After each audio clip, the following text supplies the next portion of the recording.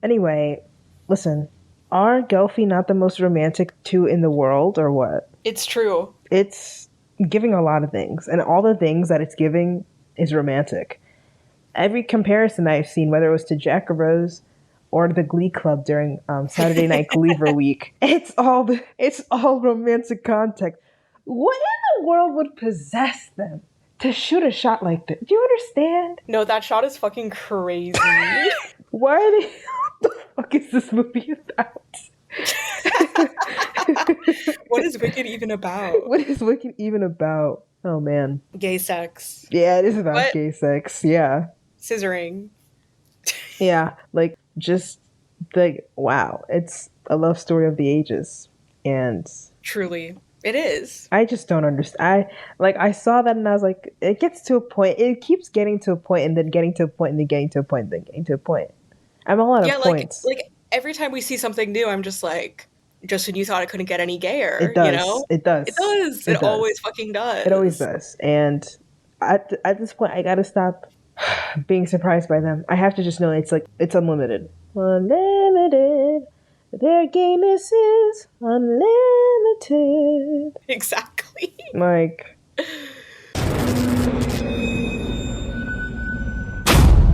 hello. Welcome back to River Deep, a podcast where we get deep into Riverdale. I'm Emily. I am Abby. And today we're here to talk about the season 1 finale. We made it. Big day. Huge day. People were saying, would they have gotten to this? Would they get to this day? They were saying, I don't think they're gonna make it far. I was one of them. It's legitimately our 8th episode. No, but wait. Okay, but hold on. Yeah. It feels like it's been 16. It really does. I feel like we've been doing this forever. How is there 8th episode? That math doesn't add up. Because we were doing 2 episodes at a time. Yeah, I guess it is our 8th, huh? And we had the prelude. Yeah, okay. Yeah. Yeah. Well, that's crazy. That's 2 months. Wait. Yeah, you're right. Yeah. Our first episode went up August 31st. Wow. Which means we were recorded probably like a week before that. That's crazy. That's beautiful. That's what I wanted. Celebration. It's like we're at the Jubilee with everyone. Well, let's just get into it. Whatever the fucking Jubilee Whatever is. that is. Their 50th year. Riverdale's been around for 8,000 years. Let's celebrate. Fuck off. They just needed something. They always it always has to be something. At what point does the town run out of events? They're never running out of events. Never. Whoever plans these events is really on top of things. Really, I wonder how big and funded their office is. How much funding do they get a year? A lot of half of the Riverdale taxes go to that department. No, probably, yeah. And there's probably some embezzlement too going on. Yeah. In this town, for sure. This is an iconic episode. I was like, wow. Yeah, I felt truly moment after moment of iconic Riverdale moments. Also, I was at some point I did have to turn it down from 1.5 to 1 because I was I'm getting flashbacks to when I watched this for the first time, and it was cinema. Yes, it was a gag. It was. I can imagine watching the last 5 minutes live. I know everyone was gagged. Even outside of from them going to Jughead school and on, it was okay, yeah, go, and the go, lake. go. Yeah. The lake. Yeah. I remember being on the edge of my fucking seat. That's when I had to go in, because I usually watch in picture mode to go take notes as well. And then I was I have to go full screen and just not take any notes right now. It's so serious. Yeah. Yeah. I was watching that scene and I was if I watched this live, I would have been so fucking shocked when Cheryl fell through the ice. Dude. Genuinely, I did not think it was gonna happen. I knew it was gonna happen, but you don't think it's gonna happen. First of all, it's crazy to me that you weren't watching live and I was. Isn't that weird? I was there. I was seated there, tables turned, gaggy on it, and just ready for what the world had in store for me, and I wasn't ready. That's really wild. I thought I was ready, but I wasn't. Wild. It was too good. That shit was good. So this episode is called The Sweethereafter, which is a movie from 1997, but I'm inclined to think that this episode, there's some trivia for this episode that says The title is a reference to a recurring afterlife in the Archie comics. So like that's what they call the afterlife in Archie comics, is the Sweet Hereafter. Mm-hmm. It appears in the finale of Chilling Adventures of Sabrina, which is in the Archie universe. I had no idea. Wait, what? Isn't that the one with the cats? Yeah, Sabrina was like a comic originally. It was like a spin-off of Archie comics. Oh, wait, Yeah. even the one with Joan Hart or whatever her name is? Well, no, they kind of just like made that into a sitcom, but I do think it's like based on that, yeah. Oh. And then there was the Chilling Adventures of Sabrina Netflix show a few years ago. Yeah, I remember that. And then, okay. And that one is Roberto did that show as well. I only watched season 1. I didn't really like that show that much. Oh, okay. I was going to say if you liked it, but you entered it within your sentence. It was whack. I thought it was kind of boring, honestly. Is it still going? No, it ended. But Sabrina does make a few appearances on Riverdale later on. So it was okay. So was Sabrina on while Riverdale was ending, or did it come on after? But she had already made appearances on Riverdale. It was while, I believe it started in between season 2 and 3, and then it ended like a little bit before. Maybe it ended like season 6 of Riverdale. Oh, damn. Yeah, I think there was like 4 seasons. Riverdale, outliving it. I remember being pissed when Riverdale lasted longer than Glee, I'm not gonna lie.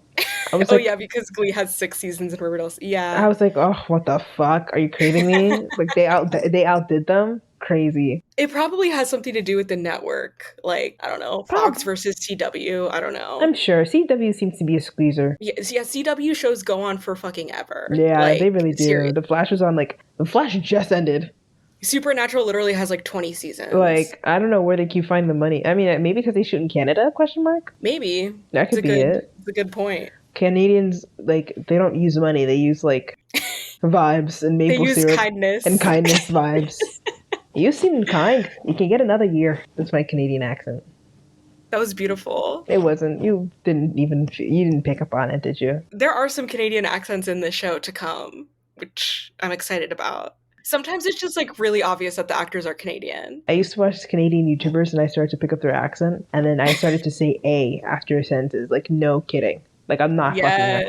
I put like, I would be like, something, A. And then I'd be like, or I used to say like, I mean, I guess it's not necessarily Canadian, but the Canadian YouTubers I used to watch, they used to say, I'm cheesed. Like, I'm annoyed. What YouTubers were these? What are their names? Like, it was like a group of guys and like they had like a group. They're YouTubers, but then they also like had they would do group videos. I can't even remember their names. It's not ringing a bell for me, but I feel like they were like niche. Like I feel like okay. You weren't like. I had a big YouTuber era. One of the guys' names was Wolfie. I remember he was like the biggest one. I wonder if I'm looking him up right now. His last video was 4 years ago.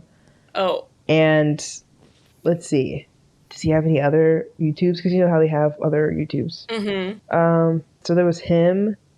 And who else? He did like other videos with like his bros. Damn, that was a good time. Like I used to watch him all the time. Do you remember fucking Rice Gum? Do you know? Maybe. Oh my god! Do you remember like Jake Paul Rice Gum kids? Yeah, but I didn't watch them. I was because they used to do these fucking challenges, like fucking like eating the sourest candy and like I'm like oh fuck yeah. Yeah. Like bullshit like that. I was like watching people make like these huge gummies. It really made no fucking sense, honestly. Like I don't know why I was fucking watching these fucking Canadian YouTubers like that. But wait, is Jake Paul Canadian? No, he's not. I wasn't watching Jake Paul. I did not watch it. Don't put that on me. Okay, good. I didn't watch Jake Paul. I didn't watch Logan Paul. I did watch Rice Gum for a minute, but then he got really problematic. I was like, okay, never mind. I was watching Vicstar123. He was a Minecrafter.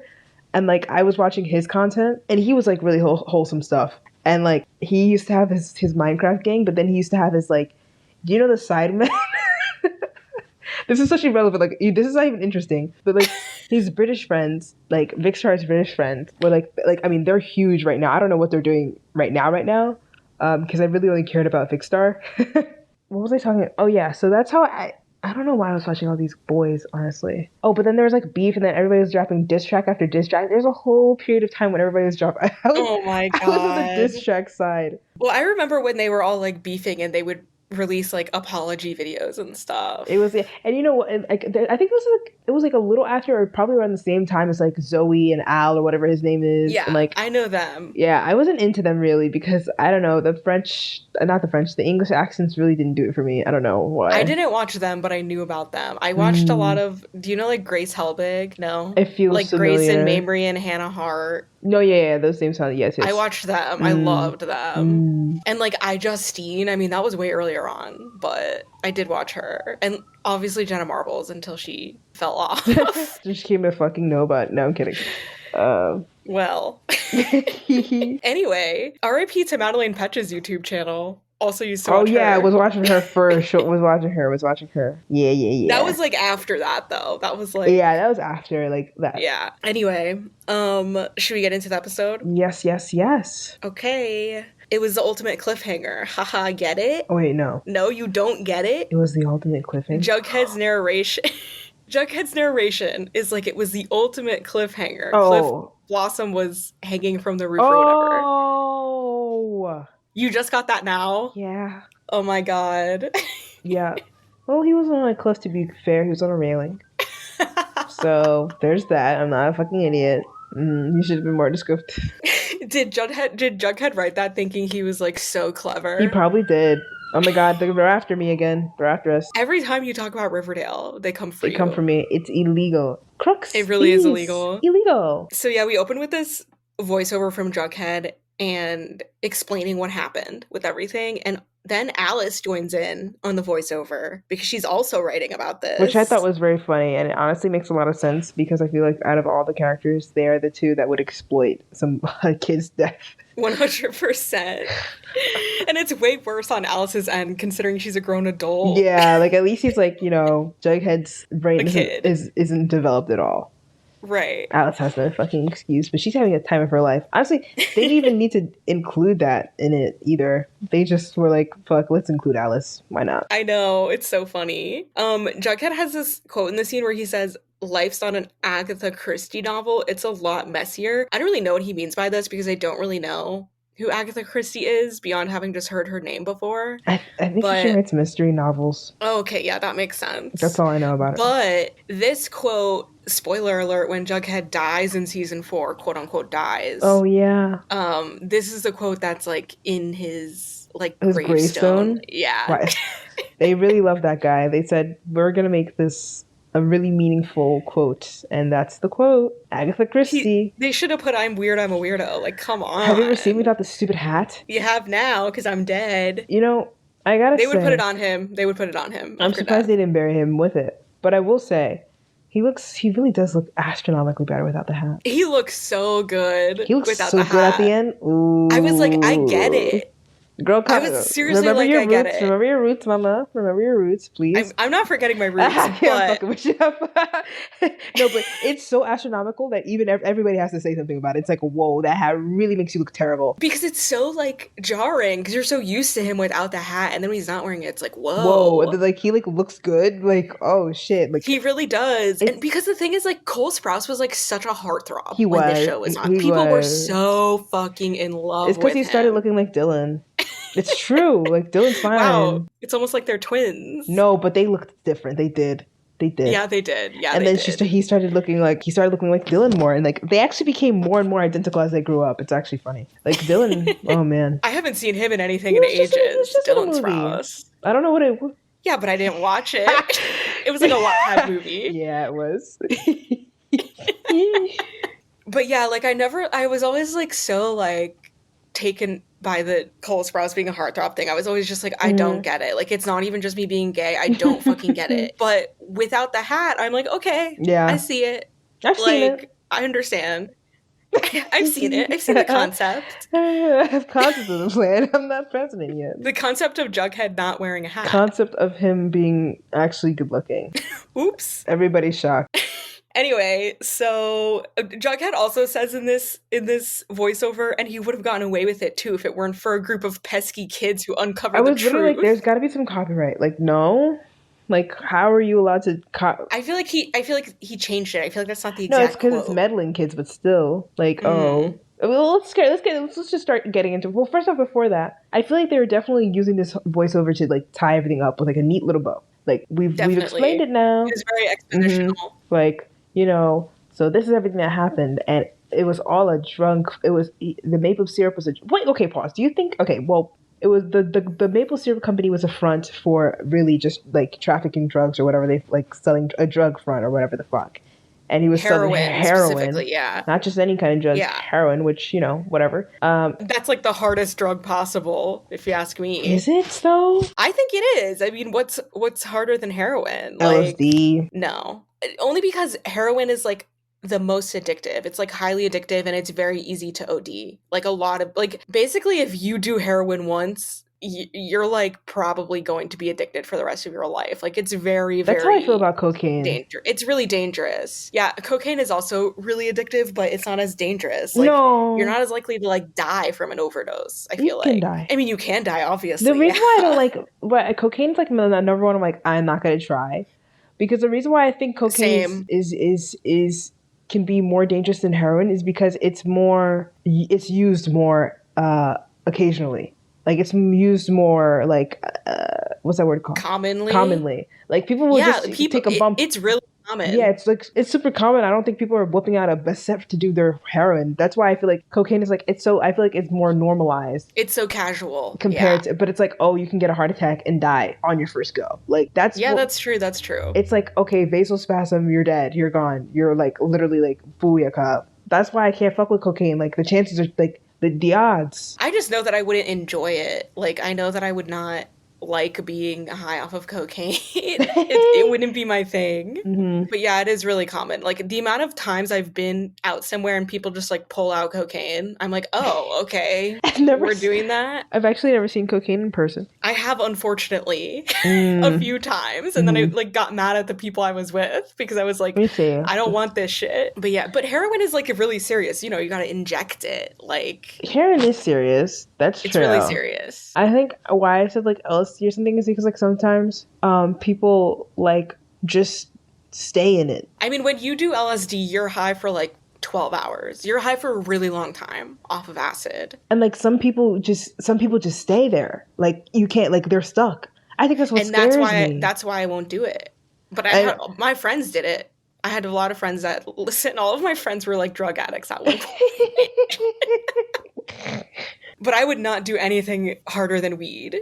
So yeah, and even weed, like even weed could make me paranoid sometimes. Oh, for weed real. used to fuck my friends up badly for paranoia. Like especially if you have like a paranoid personality, it's kind of clip for you, low key. Yeah, weed is not for everyone. It's really not for everybody. It's also like it's not to get scientific, but it's really tied to like psychosis in young kids. That makes sense. Because I mean, your brain's not developing, and then it is developing, so it's in the middle of developing, which is why it's the most dangerous in kids. And so many kids come in with like psychosis, and it's because of marijuana. And it's like how young are they? Like teenagers? They're like teenagers, and like and it's really common. It's really, really common, and I think it's like.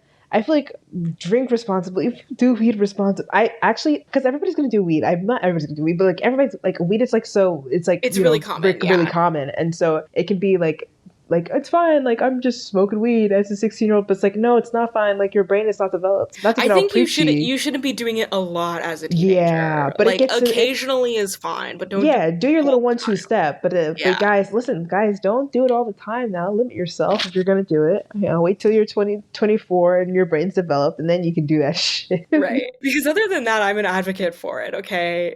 Go ahead. It helps. Medicinal. It helps. It's medicinal, but also it can be addictive too. But a lot of things can be medicinal and addictive, so that's why sometimes I'm like, right, like, a lot of meds are addictive. Like everything's addictive. Like putting lotion on can be addictive. Alcohol's addictive. Like everything's addictive. Like you can make something shake if you wanted to. Which is why sometimes people have always argued, like not people, but like I've talked to people who be like, oh, you can't get addicted to marijuana. I'm like, are you fucking kidding me? You just did 3 bowls in the last hour. If you're the person with an addictive personality, then sure. And it's not even like being addicted to weed itself necessarily, but you could be addicted to like the process of smoking weed. You know what I mean? No, yeah. Like, if it's like part of your routine. Or like people who like are addicted to vape, and it's less about the vape and more about the hand to whatever. Exactly. Like the oral fixation. Yeah, the oral fixation. But Yeah. I do think it like if it has something, it could be addictive, and like For you become sure. dependent. You can become dependent on anything. Listen, I'm You addicted to become my dependent. phone. Exactly. Look at me, Opal. I don't know if you know what Opal is, but it's like this thing that locks your fucking apps, and that shit just smack cams me every time I try to go. It's like, and at the end of the day, when he's giving review, it's like you tried to open Instagram 35 times. Yeah, I'm literally Ah. addicted to the internet. Like, I am like it's actually so bad. Like I'm just fucking shaking, itching, scratching my fucking ass, hoping for a glimpse waking up at in the middle of the Twitter. night and checking it. Like, It's crazy. It's like this is actually the real disease. The phone. Let go of the yeah. phone. Put it down. Everybody put down the phones. Put down the phones. We say as we're recording on computers, and I'm using my phone for notes. And I'm using 2 phones. So Anyway, I did think it was interesting that heroin was a thing because Riverdale does a lot of stuff with like drugs, and they usually funny use juice. Like off yeah, the they usually use like fake drug, like stupid, yeah. What was it called? Like Blue jingle Frost. jingle. Oh yeah, that dumb shit. Oh, And that then shit pissed me eventually off. there's Bad. something called Fizzle Rocks too. I And it's like, remember okay, Fizzle this Rocks is not too. real. I was like, damn, they're talking about heroin. Like, this is hard. This was when they weren't, I don't know, They were straying away taking it from. serious, I guess. But basically, like this maple syrup has been used for. Do you think Penelope knew? I feel like she knew. I think it was like don't ask, don't tell situation, you know? Like She she knew. knew, but she wasn't going to say anything. Mm-hmm. And she wasn't going to like find out to confirm it. She was like, I'm Mm-hmm. going to mind my business, you Yeah, know? she doesn't mind. She has her pearls. Yeah. Similar to Hermione, kind of a little bit. But yeah, now that everything's like, oh, like Jason's dad was using Clifford was using the company as a front, and Jason found out, and so they got into a big fight, and Jason threatened to expose everything, and because of that, his dad got Mustang, who was a serpent, to kidnap, and then the dad killed Jason, and to cover it up, he tried to like basically he killed Mustang, and he tried to pin it on. It was Hiram. Oh yeah, it made it look like an overdose for the Mustang, and then also tried to pin the killing of Jason on Hiram. Yes. And it would have gotten away with it too if it wasn't for those pesky teenagers. Right. And so now Mayor McCoy is mad as hell because illegal shit is going on in the walk town. Around being mad. Well, first of all, the thing is like you're acting as if it's just two episodes. You're doing something illegal. I'll see you in prison. Like, and she's like, okay, we have to crack down on all the illegal shit, but mostly just on the serpents. They're basically using the serpents as scapegoats in all this. Of course. And FP says, serpents don't do that. They only sell dime bags of weed. And I was like, oh, they're so cute. No, like, yeah, like, they're quite wholesome. Like, what? Like, damn. That's so demure of them. It is demure of them. Like, they keep it cute, classy, and collected. Like, cool, calm, collected, classy. Like, those are the serpents. But they're trying to spread propaganda about the serpents that's like, oh, there are these crooks who are spreading drugs all throughout, and it's like, bro. And then they talk about like how in all the news and all this stuff, like nobody's mentioning the blossoms, but they're mentioning the serpents, and it's like, that's so real. That's actually very real. Mm-hmm. River Woke is coming back.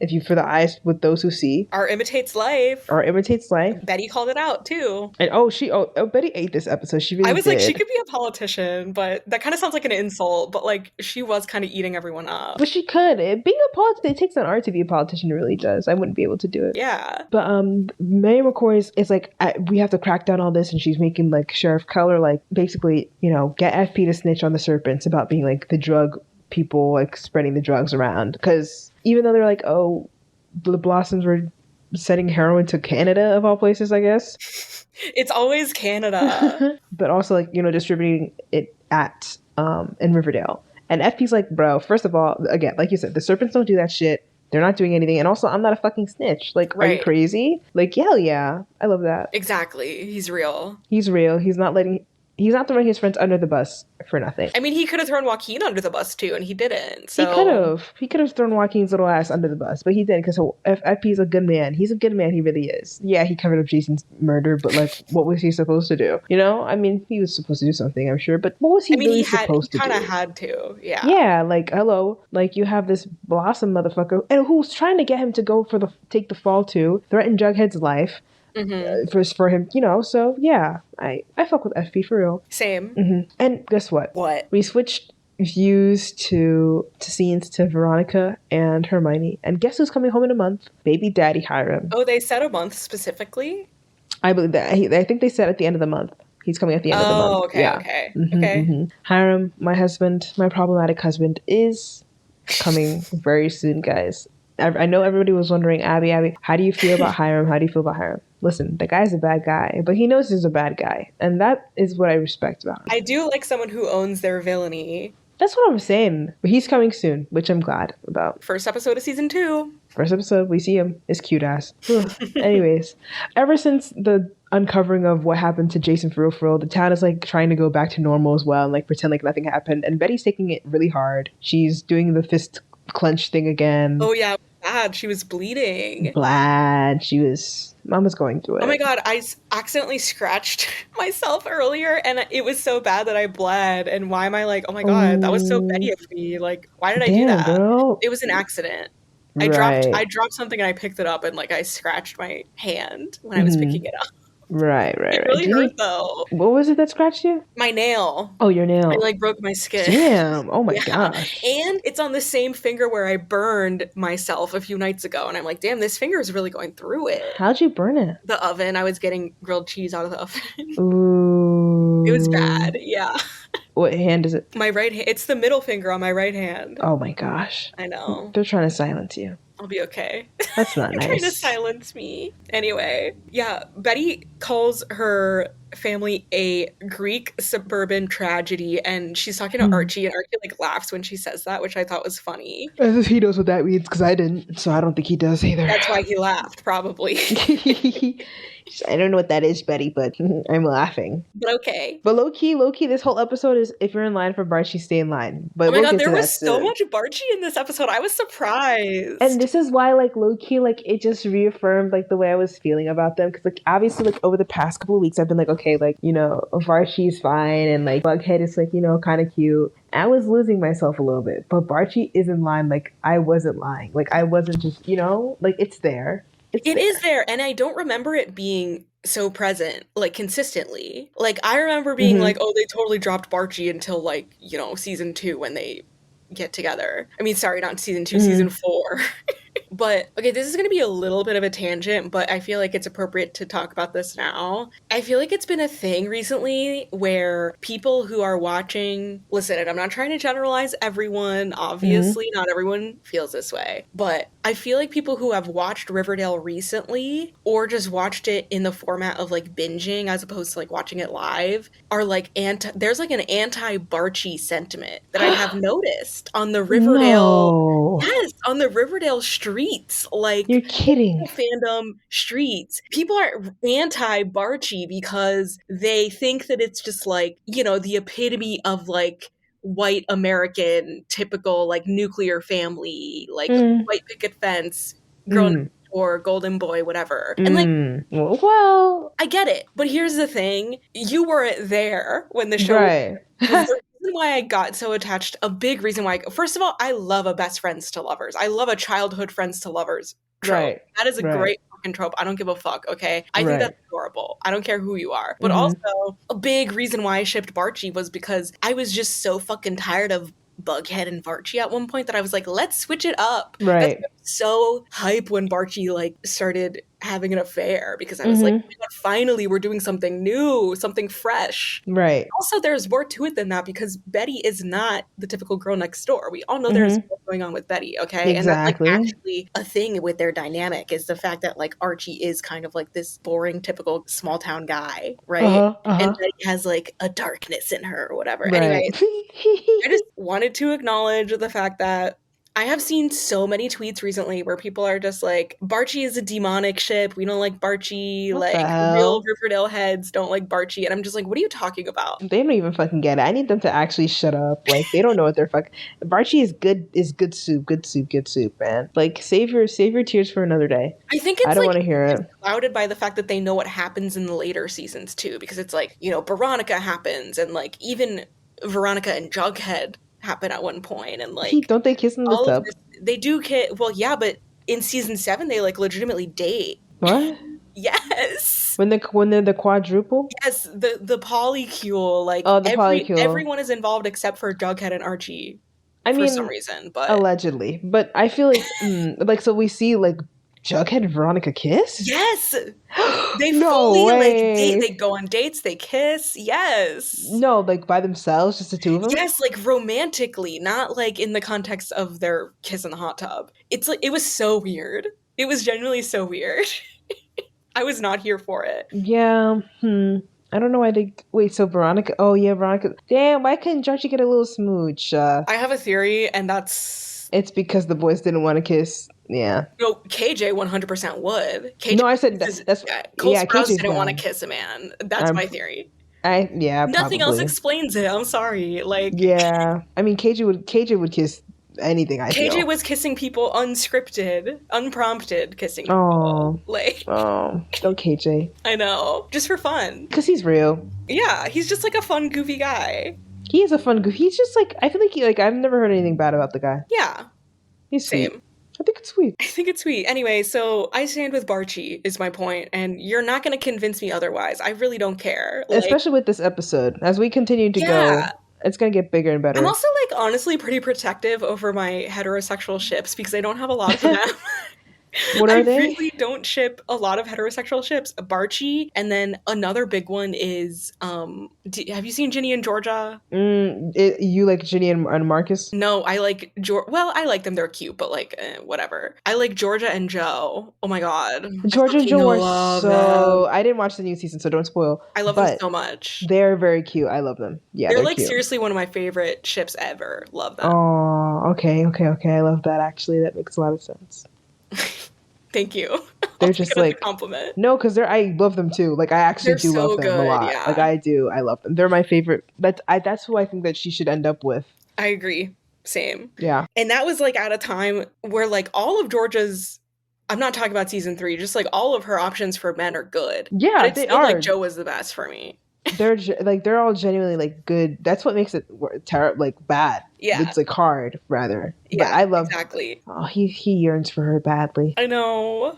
See, again, what I'm saying with like childhood friends to lovers, like you Yeah. can't beat that shit. I love Well, that. you're consistent. I think that's beautiful. I love when people have history. What can I say? No, it adds to the flavor. It really does. And like they know each other deeply. Even though technically Joe and George, they were met briefly, but still. Yeah, and then like they didn't like you didn't know if they realized it, but like they did kind of realize it like subconsciously. It's good. Yeah, it's good. It's good. It's good. It's good soup. I'm hungry. It's good soup.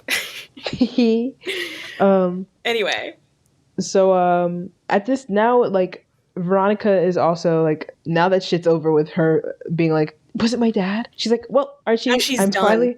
I'm finally able to address the fact that we've been hooking up, kind of. So it's also time for us to tell Betty that we're semi-dating. And he's like, Veronica, are you crazy? Like the last time I told her, it didn't go too well. And she's like, well, we fucking have to tell him. So Veronica was very real for this. No, of course, yeah. Like why would we hide this? Yeah, be a fucking friend, Archie. Like this was actually a good example of like female friendship because it's like, of course, Archie doesn't understand why it's like important to tell Betty. But Veronica's like, no, we have to tell her. Like, come on. Yeah, she's real. She's real. This was actually a really good episode for Veronica. It was. Like, she wasn't doing too much. She had her little funny lines that were just like, oh, here. Like, there were a couple of times where like, oh, here Veronica goes. But for the most part, it was like good. And she was really good with the Cheryl situation. She was the one who like checking in on her and like noticing. She's like, she said #, noticing.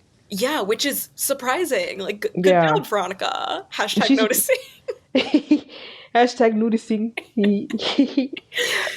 Oh, I just have a stupid note that says, listen, I don't know a lot about the snow, but I feel like all of these characters are underdressed for the snow. Constantly, yes. But also, like, I feel like sometimes white people will walk in the winter time with fucking shorts on. They will. I'm not fazed by them anymore. Archie's literally wearing a t-shirt and a thin, like, zip-up jacket. Yeah. What? Yeah. Betty was the only one who was wearing a coat. She had her little pea coat on, yeah. Yeah. Like, what's going But I'm not on? phased. Like, bro, I'd go to school and these motherfuckers would have shorts on with fucking 50-degree weather. I'm like, That's what is wrong wild. with you guys? Like, I don't know. Ashy too. I'm like, whoa. People All don't right. really do that in Florida. They're kind of the opposite. They're like, the second it's like below 60 degrees, people are dressing like it's winter. Like Yeah, that they're makes putting their because boots on. I think it's because you're from a hot place. But if you're Yeah. from a cold place in white, it's a different type of vibe. It's It's true. it's more like people will like go outside during a hurricane here. That's more the vibe. Yeah, and like if you took a white person from up here to go out, they wouldn't go out in a hurricane. You know what I mean? Like Exactly. we're two different breeds. My Right. mom, when I didn't want to put on a bigger jacket or a coat or a hat, she'd be like, "You're not white. Put the shit on." I'm like, you know what? You're right. I'm That's not funny. Scandinavian. Like, or are you trying to be a white person? Scandinavian. My mom will literally tell me to put on a jacket if it's like, she'll be like, you're gonna be chilly. It's 65 degrees out. Like, that's what it's like being in Florida. That's the Floridian vibe. Not over here, man. Not up Anyway, here. Yeah. As always, there's a town event, and this time it's the town jubilee. And we're out to, like, I'm like, what the fuck does that even mean? But whatever. They can't, like we said, you can't have an episode of Riverdale without having an event, and the event is the Riverdale's Jubilee, which I think is reference to an anniversary. Like a Jubilee usually means like, oh, we're celebrating like something like that. well, But it who was cares? 75 years. What the a river? That doesn't even make sense. Like I don't even believe that. Like stop. That's not Like even that long. it's not long. That's as old as somebody's oldest grandpa, and they're talking It's about great great great great great great great great Cooper and true. Blossom. Well, Were I those? again feel like it's a reference to the comics. Um, Because there was that reference in, I don't remember what episode it was, but Veronica talks about how it was 75 years, and it was like, oh, that's oh, because Archie Comics was around for 75 years at that point. maybe it used to be under a different name back in the day, and then then it got changed to the name. Like maybe it was called River Doom, and then it got changed to Riverdale 75 years ago. For Doom. Yeah, but Okay, I'm here for it. Mayor McCoy is trying to control it and trying to, also feed into the everything's okay, but also like the serpents are terrible. But anyways, she calls Archie and Betty into the why is she at the school office? Who knows? But she's at the school office, and Weatherby Because all calls the into adults the just walk into the school whenever they want. where's the security card? We need one, Where are their please. little visitor patches? You gotta put a little like sticker on that says you're a Yeah, visitor, whatever. yeah. She doesn't have It's one, but like I guess. visiting a hospital. That's what it's like. But like, there's no parameters here. You could just walk in and grab a random teenager if you wanted to. Yeah. That's why Jason died. But anyways, so she's basically telling Archie and Betty like, because you guys were such heroes and stuff, and you helped get Riverdale back on its feet or some bullshit like that. She's like, I want you guys to head this Jubilee and to be like, yeah, basically, oh, they're the golden boy. Basically, what we were talking about, the golden boy, girl next door, like, to represent.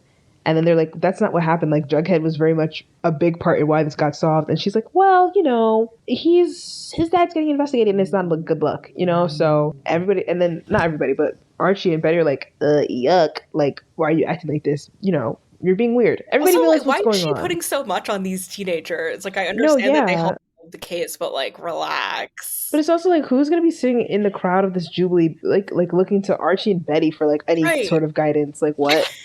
Like, and oh wow, the Seriously. town's gonna be good because we have Betty giving a speech and Archie perform with the Pussycats, and that's another thing that's part of this. Like, she's like, you're gonna perform with the Pussycats, Archie. At least the Pussycats are here again. Let's Thank celebrate God. that. I mean, I'm not even celebrating. Like, I just like Yeah, that I was know. like nothing burger, like I whatever. was like, I did find Josie to be a little bit of a breath of fresh air, though, because she Oh actually like yeah, spoke in this episode. we don't get that too much.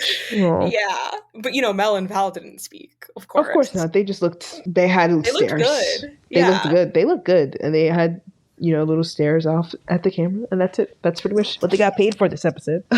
But Betty said to basically. So now we're in the lunchroom, and Betty's telling Jug and like they're all together, and she's telling Jug like, I'm not. I told her I wouldn't do it without you, and Jughead was like, I'm not even pressed to do it because like Jubilees aren't even my thing. And they're talking about just in general how the town's like being fucking weird and like whatever, and how they're like how there's more crime and more drugs. And of course, Kevin's boot-looking ass says, "Oh, my dad says more and more drugs are hitting the streets." And then Jughead goes, "Kevin, relax. This isn't The Wire." That was really funny. Like, because it's just like everybody's like so scared. It is crazy that these are all the same people who joined like cults and are doing jingle jangle like crazy. And it's like, I just wanted to spit on Kevin. I was like, it's just like, shut up. Like, Yeah. like, bro, It's ew. also like so dumb to assume that the serpents, I mean, I understand that they're just using them as a scapegoat, but like it's so dumb to assume that they're selling drugs because if they were selling drugs, don't you think they would have stopped at this point based on what's happening with FP and the murder? Like Yeah. you'd think they'd want to like, that would be too obvious. They'd want to like try to hide and be low key. Why would they just be selling drugs out in the open like that? Yeah. Like making it worse and worse. Like Yeah, they're so you think fucking they're stupid. stupid? Right. Like, But they just want, it's so, and again, like Kevin, eat my ass. Fuck you. He's just been on some, every line he has these past few fucking episodes have been like on some just, brother eel shit, you know? yo, I'm not a fan. Yep. And then Veronica and Archie decide to announce their relationship to the whole table, which I was like, Veronica, what the fuck? She literally stands up, like literally So stands up. unserious. And then and Archie doesn't even want her to say it. He's like, well, she didn't need to announce it to everyone. They should have talked to Betty in private, honestly. I mean, that's true, but Veronica loves to make a moment out of things. And you know what? I don't blame her because it was very funny. Sometimes I'm like, girl, what's going on in that little brunette head of yours? But she's like, she's about to announce it, and then Archie goes to, he cuts her off. He's like, me and Veronica have kissed a couple times. And then Betty looks at them like, guys, like, it's fine. Like, I'm with Jughead right now. Like, everything's good. Like, everything's fine. Like, I'm not even feeling you anymore, Archie. Well, she doesn't say that part, but basically she's like, I love this for you guys. I'm happy for you. Like, why did you have to... It's just like so odd to be like, to like announce that you've kissed a couple times. Like, why don't you just be like, me and Veronica have kind of been like vibing or whatever? Because I think he doesn't want to make it seem like there's like a big deal. Yeah, like a big, we just kissed a couple times. Like, that makes it seem smaller than it actually is. Yeah, and he cares a lot about Betty's approval. He does. I wonder why. Anyways, I think you should take this part because this is suicidal Cheryl. Oh yeah, coming through. Okay, like trigger warning for this episode because Cheryl attempts suicide, and we're gonna be talking about it. So just a heads up.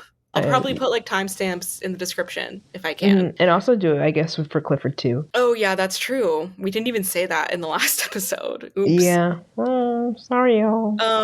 They're talking about like basically like Penelope's being I fucking hate her ass. Oh, fucking Penelope. When she told Cheryl that she couldn't stay home from school, she was like, I don't care. Oh my God. She needs to die. Soon.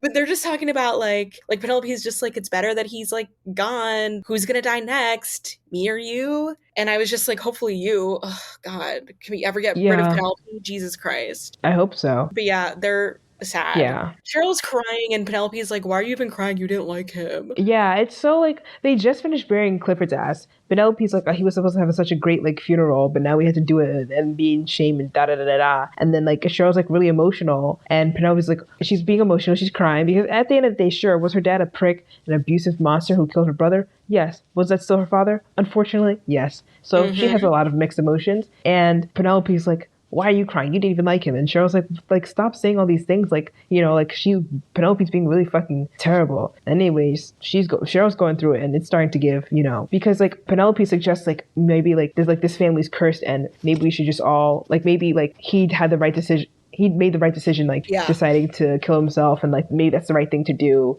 suicide because like I don't know. And then she's like, oh, we'll do... I don't really fucking know what Penelope's fucking saying, to be honest.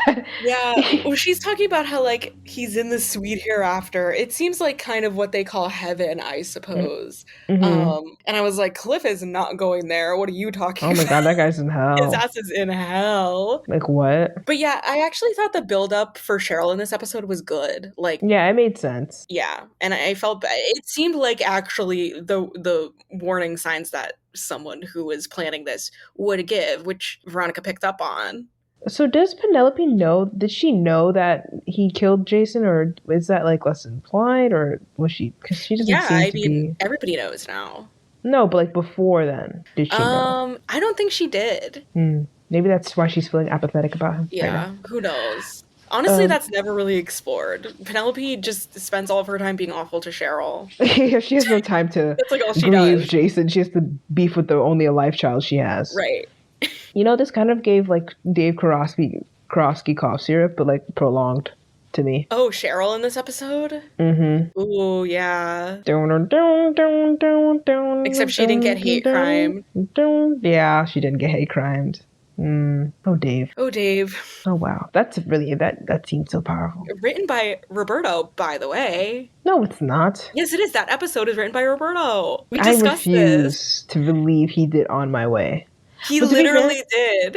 to be fair, it's a group of people, so he just has his name on it. But he does have his name on it. I don't think he came up with the cough syrup. I refuse to give him that. I do wonder often how, like, who chooses the songs? Like, is the songs part of the writing for the episode? Okay, so they choose the song and then they write around the songs? I mean, it depends. It depends on what season we're talking about. For season 1, it was more like we write the episodes and then we find the songs that fit in the best. But as time went on and they like were doing billboards and it became more about the songs. And so they would write about the songs more so. But this one, I feel like is probably a bit of a mix. When you read when you're writing a Glee script, you like write the script and you're like, okay, and then we perform cough syrup, you know?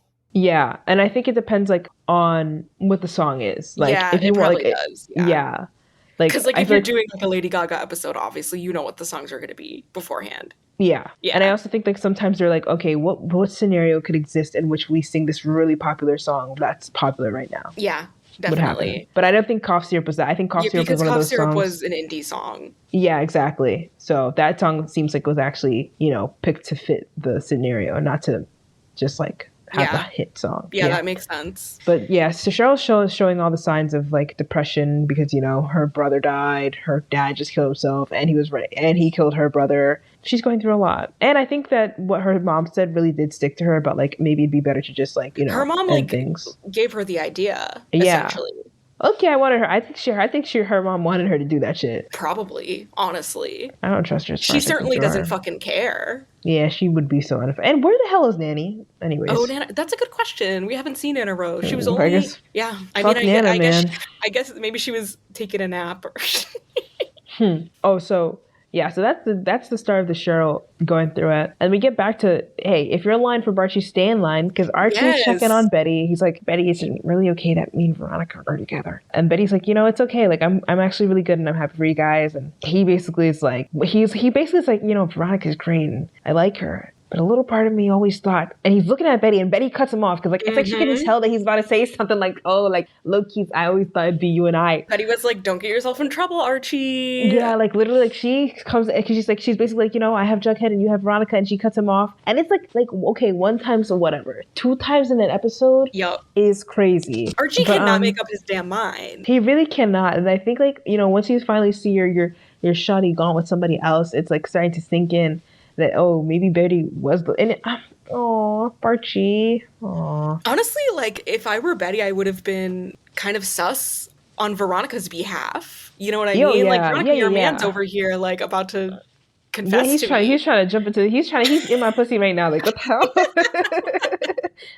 Back up. So honestly, like good on her for shutting it down. No, yeah, it's good on her for shutting it down. But outside of this, like I'm like, shipper, I just want them to fucking like get together and kiss. Like okay, yeah. Anyways, but that's stay in line for Archie. All the comics really, really soon. So here comes Hermione's ass. Hermione really fucked me up this whole episode. I did not like her at all this episode. Oh my god, she was terrible. She was a terror. Like what happened? I was like Hermione villain episode. That's what I'm saying. Like Hiram was right. Like she's not who we think she is. She isn't. He's absolutely completely right. Because why? It's like she's like trying to get in check. Like she's like Hiram's coming home. I got to do all this fucking evil shit. Like she's like she has to remember her roots. That's the reality.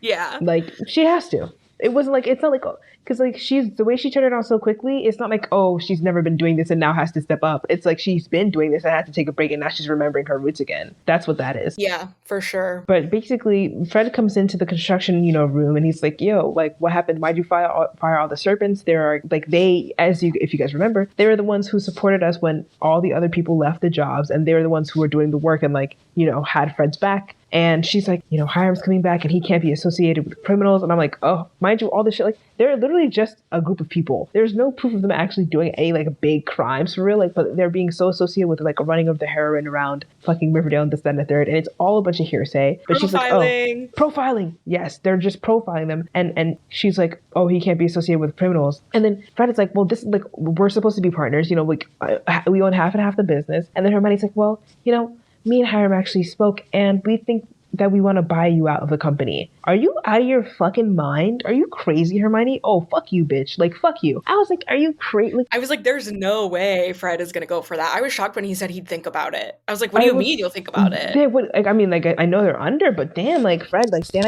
on your big toes, big boy. Like, come on in, what are you doing? Right. I mean, he did at the end, but yeah. I mean, he did, but, like, I was like, is he doing this, like, he's trying to play her? Or I don't know what his... Right. The audacity, Hermione. She really got me fucked up, man. Oh my god, and we'll get to this, but when she fucking asked Veronica to, like, manipulate Archie. Like, you and Archie are getting pretty serious, right? And then Veronica's like, yeah. And she's like, well, you know, me and your dad want to buy out the company. Maybe you can put in a, like, try to convince Archie to take the deal. And Veronica jokingly is like, yeah, Mom, I'll sexually manipulate my boyfriend into getting his dad to sell his company. And then, like, Hermione goes, as long as you're in control. And then Veronica's like, I was literally joking, you fucking weirdo. Like, what? What do you mean? Her saying as long as you're in control is so funny. Just ridiculous. Like, it's like so, like, girl boss energy. Yeah, low-key, I kind of support a little bit, like, you know, but also I don't, because Archie's a nice guy, so. The concept of asking your teenage daughter to seduce a teenage boy to get something you want. Like, what? You're pimping out these kids? No, actually, that's literally what's happening now that you mention it. Holy shit. Like, damn. Anyways, she's going to jail. But next scene is that just Josie telling Archie he can't sing a song about how he loves his friends at the Jubilee. I love this. Okay, first of all, I love Josie's braids. Oh, yes, they have blue. Very cute. And she basically was just like, Archie, stop centering yourself. No one gives a fuck about your problems. No, yeah. Like, nobody wants to hear about how you and your friends helped solve this fucking case. Like, because they're doing a song together for the Jubilee, and they're singing a song that Josie wrote, or the Pussycats wrote. And Archie's like, oh, I was thinking of doing my song. And Josie's just like, no one gives a fuck. No, literally, nobody wants to hear you cry about how your friends or whatever. Like, nobody cares. Yeah. So, that was kind of funny. It was. That's what I'm saying about Josie being like a breath of fresh air. Somebody has to put these scoundrels in place. But my next note just says the concept of Betty writing this article in a matter of hours. No, but when you take because she has her Adderall medication, she probably just started taking them again. She was like, I'm going to write this article 3 scenes later, hands in the fully written article. So she basically is like how she wants to basically write an article, you know, exposing the truth and basically calling out, not exposing the truth, but like calling out what nobody's talking about. Like the Blossoms are the people who are, you know, like Fred, like Clifford is in charge of this, and like how the servants are being scapegoated. And she goes to her parents basically to publish the real paper about what really happened. And Alice is like, this is a great paper, so beautiful, but also you can't publish it. And Betty's like, oh, what the fuck? I want to publish it. By the way, the Coopers are like acting like a big happy family again. Which is why Betty's having such a hard time in the beginning. Because she's like, everybody's living in the same house again. Polly is pregnant and alive. Yeah. Alive, yeah. And going to school for a day. Until Alice finds out. Then there's a scene with Cheryl and Veronica where she gives her HBIC shirt. The iconic HBIC shirt. Classic. Cheryl has like they wear like these shirts for cheerleading practice. What are those shirts called? Like baseball shirts? Yeah, kind of, yeah. And baseball tees. Everybody else's is just like plain, but hers says HBIC on the back, which is like so corny, but so Cheryl. It is. And she gives it to Veronica, and she's like, I step down as captain of I was about to say Cheerios, of the Vixens. And I keep saying Querios in my head whenever I refer to people now. And she gives it to Veronica, and then I thought Veronica's just like, are you okay? And Cheryl's just like, I'm fine, I'm over it, I'm over like shedding tears. Yeah, basically. like I'm moving on. But also, like, I was like confused as to why she'd give it to Veronica, who just got here. If I was a girl on the team, I've been here for like 2 years, and now you're giving it to this new bitch who came like last week. True. That doesn't make sense. I guess she did outdo her in that the Trump versus Kamala off dance off, whatever. Trump versus Kamala off. If only Kamala actually won. Oh man. Yeah, I get it. I don't know. It's just because Veronica's main character. Yeah, she's the only one who's clocking Cheryl's depressed suicidal tea. Right. I don't know what happens next, but I have a note that says Betty said something wicked this way. Come, dude. Why wicked reference. That's literally like, I'm not even kidding. My note before it says her giving her the HBIC shirt, LMAO. The next one literally just is quote something wicked this way. Come. What even was she talking about? Who gives a shit? That's irrelevant. Doesn't matter. Let's move on. Veronica. Is Veronica talking now? I think she was talking to Veronica, but yeah, whatever.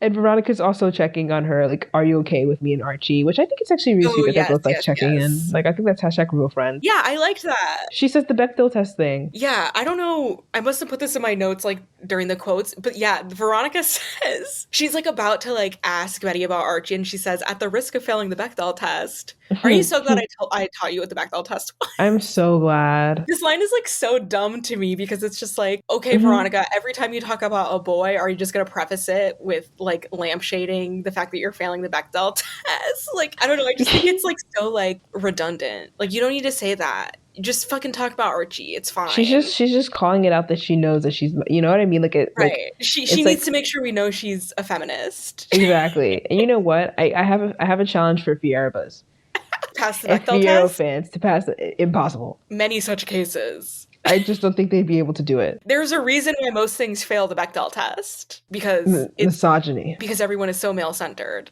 Exactly. So Not me. couldn't be me. Couldn't. And it is Veronica, but at least she's self-aware. Yeah, that's the thing that makes her different. Right. That's what I'm saying. That's why I respect the fact that she said the the Bechdel test. Like, I'm not hating too bad. Honestly, even just her knowing what the Bechdel test is like good on her. Exactly. Like, we're clowning her, but like, low-key, she's woke. She is. She is woke. Like, yeah, fuck me, yeah. They do this a lot with Veronica where they'll have her say buzzwords. Like, she'll talk about, like, toxic masculinity and all of this stuff. And it's just like, okay, Veronica's, like, that character. She's so fucking funny, man. Veronica's just, like, such an interesting character to me. Like, I just don't really get her still. I She mean, really is, like, an enigma. She just says shit, and it's like, girl, like what? But they're They're in Betty's room. they're in Betty's room. Is that where they are? I thought they were in. Why do I remember them being in like the lounge of the? No, they're in Betty's room because then Polly walks in. Oh yes, that's what. Oh yeah, Polly's like, wow, I miss being a girl who was talking to like who had friends and like did things like talk to friends. She was like, I miss going to school, basically. Yeah, and then they're like, then come to school. And I was like, what? Like, in my head, Polly was, like, fully 18 and graduated, but I guess she's not. No, she's not. No, She's not in school because she got pregnant and then sent away. Tough. She got sent to St. Anthony's. Sad. Yeah. So, I was really like gagged, but I was like, wow, Polly really is pregnant. Like, Polly's pregnant for like, welcome back, Quinn. We missed you. Welcome back, Quinn. Like, Quinn Fabray, you've been missed. I think the world needed a pregnant blonde from a dysfunctional family. Low-key, I wish Polly were as iconic as Quinn. Yeah, she just really is nothing burger, is she? Isn't she? Kind of, yeah. Like, She's used as a plot device a lot. Like, that's kind of her whole character. Her shtick. Yeah, which is annoying, but whatever. But Jughead now, you know, FP's in jail. His mom is a deadbeat mom, and Jellybean is Jellybean, so there's not much she can really do. So Jughead basically like has a caseworker, like a social worker, basically trying to place him with a new foster family on the South Side because Fred had a DUI after the divorce, and on top of that he's a brokiana, so he can't he failed all the tests for being able to house Jughead. And so yeah, I guess it would. I was like, I don't know how accurate this is, but yeah, I guess if you had a DUI you probably wouldn't be able to. But then I was like, but he already has a kid, but that's his son, like he has custody of Archie, so yeah, it's different. The concept of taking somebody your kids away every time you get a DUI. Actually, people would probably get DUIs, or maybe more DUIs. I have a friend that has kids, and like she has custody of them, but like her parents take care. Like her kids like live with her parents and take care of them. Because that happens a lot. Yeah, because like she's been in trouble with the law a lot, so it is a thing. But then it's like, but technically, if they were to live with her, they could because she has custody, you know. But yeah. Exactly. I mean, yeah. It's more like, oh, I made the decision on my own. Yeah. Basically, but with Jughead having to move with his new family, he'd have to switch to, they're on the South Side. So he'd have to switch schools, go to the South Side school, and he'd be far away, and it'd be sad, #sad, because he'd be leaving. Aw. Okay, we need to talk about the geography of Riverdale for a second. This is supposed to be a small town, and yet they have different school districts. You would think there'd only be one high school. No, there's two high schools. This implies that South Side is a completely different city. But the South Side is in Riverdale. It's just the other side of Riverdale. But I feel like in small towns, you have multiple schools sometimes. I mean, okay. It's just, like, confusing to me because they're always talking about, like, it's a small town. And then, like, Jughead, like, easily goes back and forth to his trailer and school and stuff. Like, it doesn't seem like Southside is, like, so far away. It probably isn't so far away, but we're hearing the perspective of people who don't treat the South Side like their people. So they That's probably true. isolate themselves from them, even though they're part of the, like, oh, they're not part of the town. They don't invite them to things. Not because it's like super far away or not in town, but because they're purposely excluding them, is my take. To Okay. make it make sense. I Yeah. like it. Yeah. Also, this character, this social worker, Miss Wise, I just wanted to give a shout out to her because she actually is like in the show, the entire show. Every time they meet, Mm. she plays the same. Like, I think it's really impressive that they got the same actress in Mm-hmm. for the Oh, I know entire time she. because it's such a minor character. You know, she's a local Vancouver actor. Oh, for sure. Like, are you available on Tuesday? I'm here. Right. We need I'm you for here. one episode a season. She's No, I probably in know. like 10 episodes of the whole show, but she is the social worker. Like, she is the town social worker. Whenever there's anything of this matter, she is there. She's on the scene. In season 6, this is when they're adults. Tony becomes a social worker. Spoiler Oh. alert. And yeah, and like she has scenes like her and Miss Wise are like friends. Like they're like social worker buddies, you know? I love the consistency. Riverdale does that sometimes. Not all the time, but sometimes they'll Sometimes be they consistent. do. Shout out to that actress, I guess. Shout out to her. Yeah, she Yeah. had it. She's like, let's see where this goes. Let's keep going. Keep this. I'll be there That's rent for the with a month. different hairstyle each season. Anyway, Yeah. what happens next?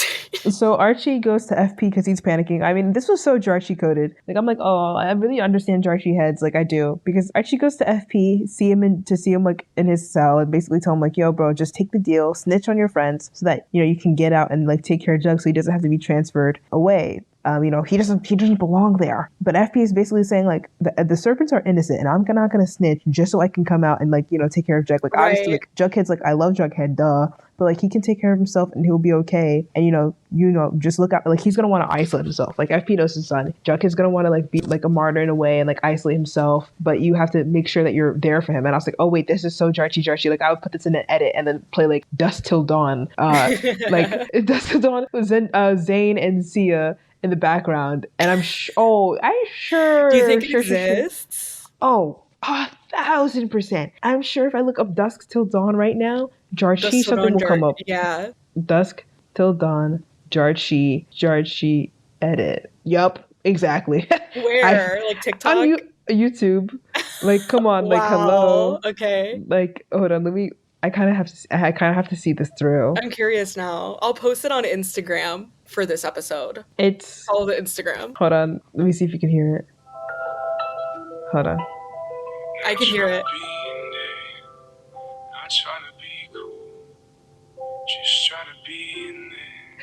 This is so fucking funny.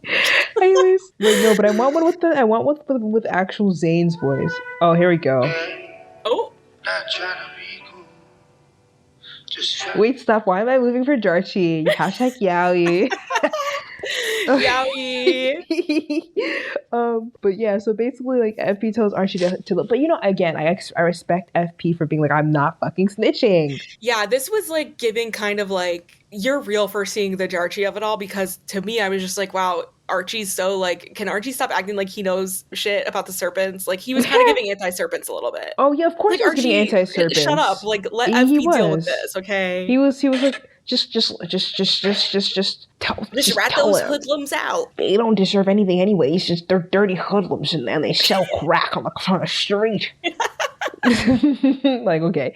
Anyways, but FP tells him to look at what I thought was cute. I thought it was a good scene overall. But Archie, fuck you. You know what I'm saying? Archie, Yeah. Kevin, you're on my list. Yeah. Side note, would the jail be holding FP in a holding cell for this long? I feel like he's been in there for like a week. He's been in there for like a week. Jesus fucking Christ, free Can FP. he change? Can he fucking wash his balls? Literally. I know it smells terrible in there. Red hot as fuck. Like, dude, put him in a real fucking, housing cell, whatever they call it. Like, this nigga sleeping on bricks, bro. Damn. Like, Jesus Christ. But that's that scene. And then now we're back at the school and we see Veronica and Jug speak for the first time ever without anybody. I put the same thing. I was like, Jughead and Veronica interaction, so rare, OMG. Like, and then so rare. Cheryl comes up and I was like, wow, Jughead speaking to Veronica and Cheryl. These are That's two like, characters he never fucking talks to and they're all in a scene. Like, that's crazy. Ever. Like, that's crazy. And Cheryl's so fucking funny. And this felt so Glinda coded to me.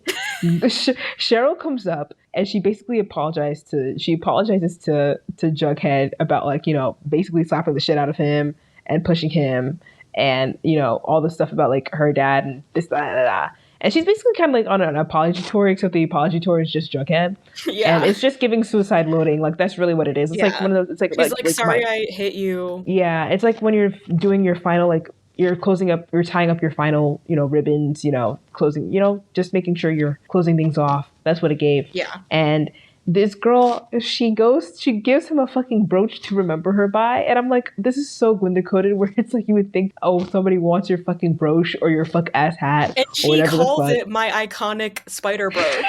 Like, according to you, it's iconic, Cheryl. She just decides it's iconic. And you know what? It is iconic by the end of the show. It is. I mean, she willed that into existence. And you know what? It's crazy that he gives it back to her. But I mean, I guess after like all that, he's like, I mean, you just said that at the end. I'm assuming he gives it back. I mean, she has a lot though. She has a bunch of different ones. But maybe at this point, she only had one. I don't know. Okay, she seems like she'd have several. Yeah. But she implies that it's worth a lot of money and that he'd be able to buy a lot of his fucking whack ass wardrobe by selling it. She said you'll have burgers and S t-shirts for life, maybe even for years, maybe even decades. She's so dead ass serious. Like, it reminds me of when Glenda's like, I saved you some space. Yes. It's like, it's great. And literally, I even saved you this whole drawer. This is what roommates do, I'm told. Or so I'm told. Are you looking for something? Or someone? Anyways, yeah. I was like, this is so Gleryl. Glinda, Cheryl, Gleryl. I love it. Shalinda. I love it. Ooh, Shalinda. Ooh. Wait, that's a ship. No, I don't think they'd work. They're too, like, similar. No, not a ship. No way. Just like a friendship. Yeah. For sure. They're not kissing. No, they're not kissing. Maybe they kiss once and be like, no. Yeah. Wait, but Veronica and Jughead do speak before this, and I just thought it was crazy because Veronica's like, it turns out we have a lot in common, Jughead, because we're both dating each other's best friends. Like, what? That doesn't mean you have a lot in common. Before she even says that, Jughead goes, oh, is it because we both have dads who are in prison? And she's like, no, but she was going to say that. She's like, no, I was thinking actually because we're dating each other's best friends. Like, what? That's why it makes me believe that she was going to say the things about their dads, but got clocked so fast by Jug. Because what she says is not something that makes them have something in common. Right. The dad jail thing is more of a commonality. That's why I'm saying she definitely was going to say that. I'm 100% sure. She should have. She should have stuck with her guns. She should have been like, well, yes. Well, yes. Yeah, we do. But yeah, so the Cheryl thing happens, and then Veronica's like, Cheryl, what's going on? Are you okay? Yeah. And then Cheryl is about to say something, and then Kevin comes and interrupts her, and I was so fucking pissed. I was like, what the hell? I want to know what she was going to say. Yeah. It felt like she was going to reach... It did feel like she was going to say something. Like, I feel like, And she was so upset when Kevin came, and then they all, like, ran away, and she was just, like, sad and standing there. And, like, probably being, like, a loner loser because she doesn't have it. I mean, not a loner, that's harsh. No, that's true. No, I have that written down in my notes later on. She's a loner loser. She's always fifth-wheeling them. She's always fifth-wheeling them. And, like, she probably, like, even sixth-wheeling because Kevin comes before her. That's true. But, like having to see their, like, little friend group all the time, I know she doesn't even have the honor of being the gay best friend. She doesn't. Like, they have one. Shit. They already have one. You don't need a lesbian. Like, that's enough. We filled the quota. It's full. It's okay. But Kevin comes to them. He's like, we have to go to Betty's locker because somebody has done a crime. Well, here's the thing. Betty's parents, where they're like, we don't want you to publish this because honestly, everybody hates the serpents right now, and you're just going to be caught in the crossfires of that, and we don't want you to get fucking hurt by it. And needless to say, they were correct because now on Betty's locker it says, and quote, go to hell, serpent slut. So in pig blood with a Betty doll and a noose around the Betty doll. Crazy. So someone went through the trouble of acquiring pig's blood to do this. Acquiring pig's blood and a noose and a Betty doll. Ew. So people fucking hate the fucking serpents deeply, I fucking guess. So even to the point where Betty dating one is like not okay. And no, I thought it was more so because she was because she was defending them. Yeah. Yeah. Yeah, because he's not a serpent yet. I guess it doesn't really matter. He's associated with them. Yeah. Yeah, but I think it's more so because she wrote the fucking thing in defense of them. Definitely. But she's been hate crimes. And I think this is also what drives Jughead later on to just switch schools because he, like, feels bad about her getting, like, fucking hate crime kind of. Definitely. But I was saying, like, they're walking, like, home or whatever, and basically, like, Jughead is talking about like how nobody wants him there. I was like, why was it like low key like walk with me here, alphabet coded, where it's just like, do you fight for a home that doesn't want you? You know, Like Jughead is alphabet. Wow, interesting. because I was like, because he doesn't feel like he belongs, but that is his home. Like he belongs there, but nobody else wants him there. Aww. And the same thing with Elphaba, where it's like, and technically, like they were both fighting for something. He was fighting. I mean, he was writing a book, but he was fighting to figure out what happened to Jason. And Elphaba's trying to fucking uncover what's going on with these animals. And I was like, the concept of like not feeling like you belong in somewhere where you've been raised and you've been your whole life. You've lived, and you've fought for, and now you're being scapegoated. They better be careful. Jughead's gonna bust out into defying gravity. He's not, but Not even close. not even fucking close. But then I was just like, why is Bughead giving Gelfie crumbs? In the sense Whoa. in the sense that, not to turn it, not no, but in the sense, because watch, because Betty's like, no, like you belong, and I feel like Glinda would definitely say like, no, like this is your home, you belong. Like, come on, aw, okay. Anyways, moving on. How do we make this about Gelfie? No, that's literally what this was about. I need to fit it in there.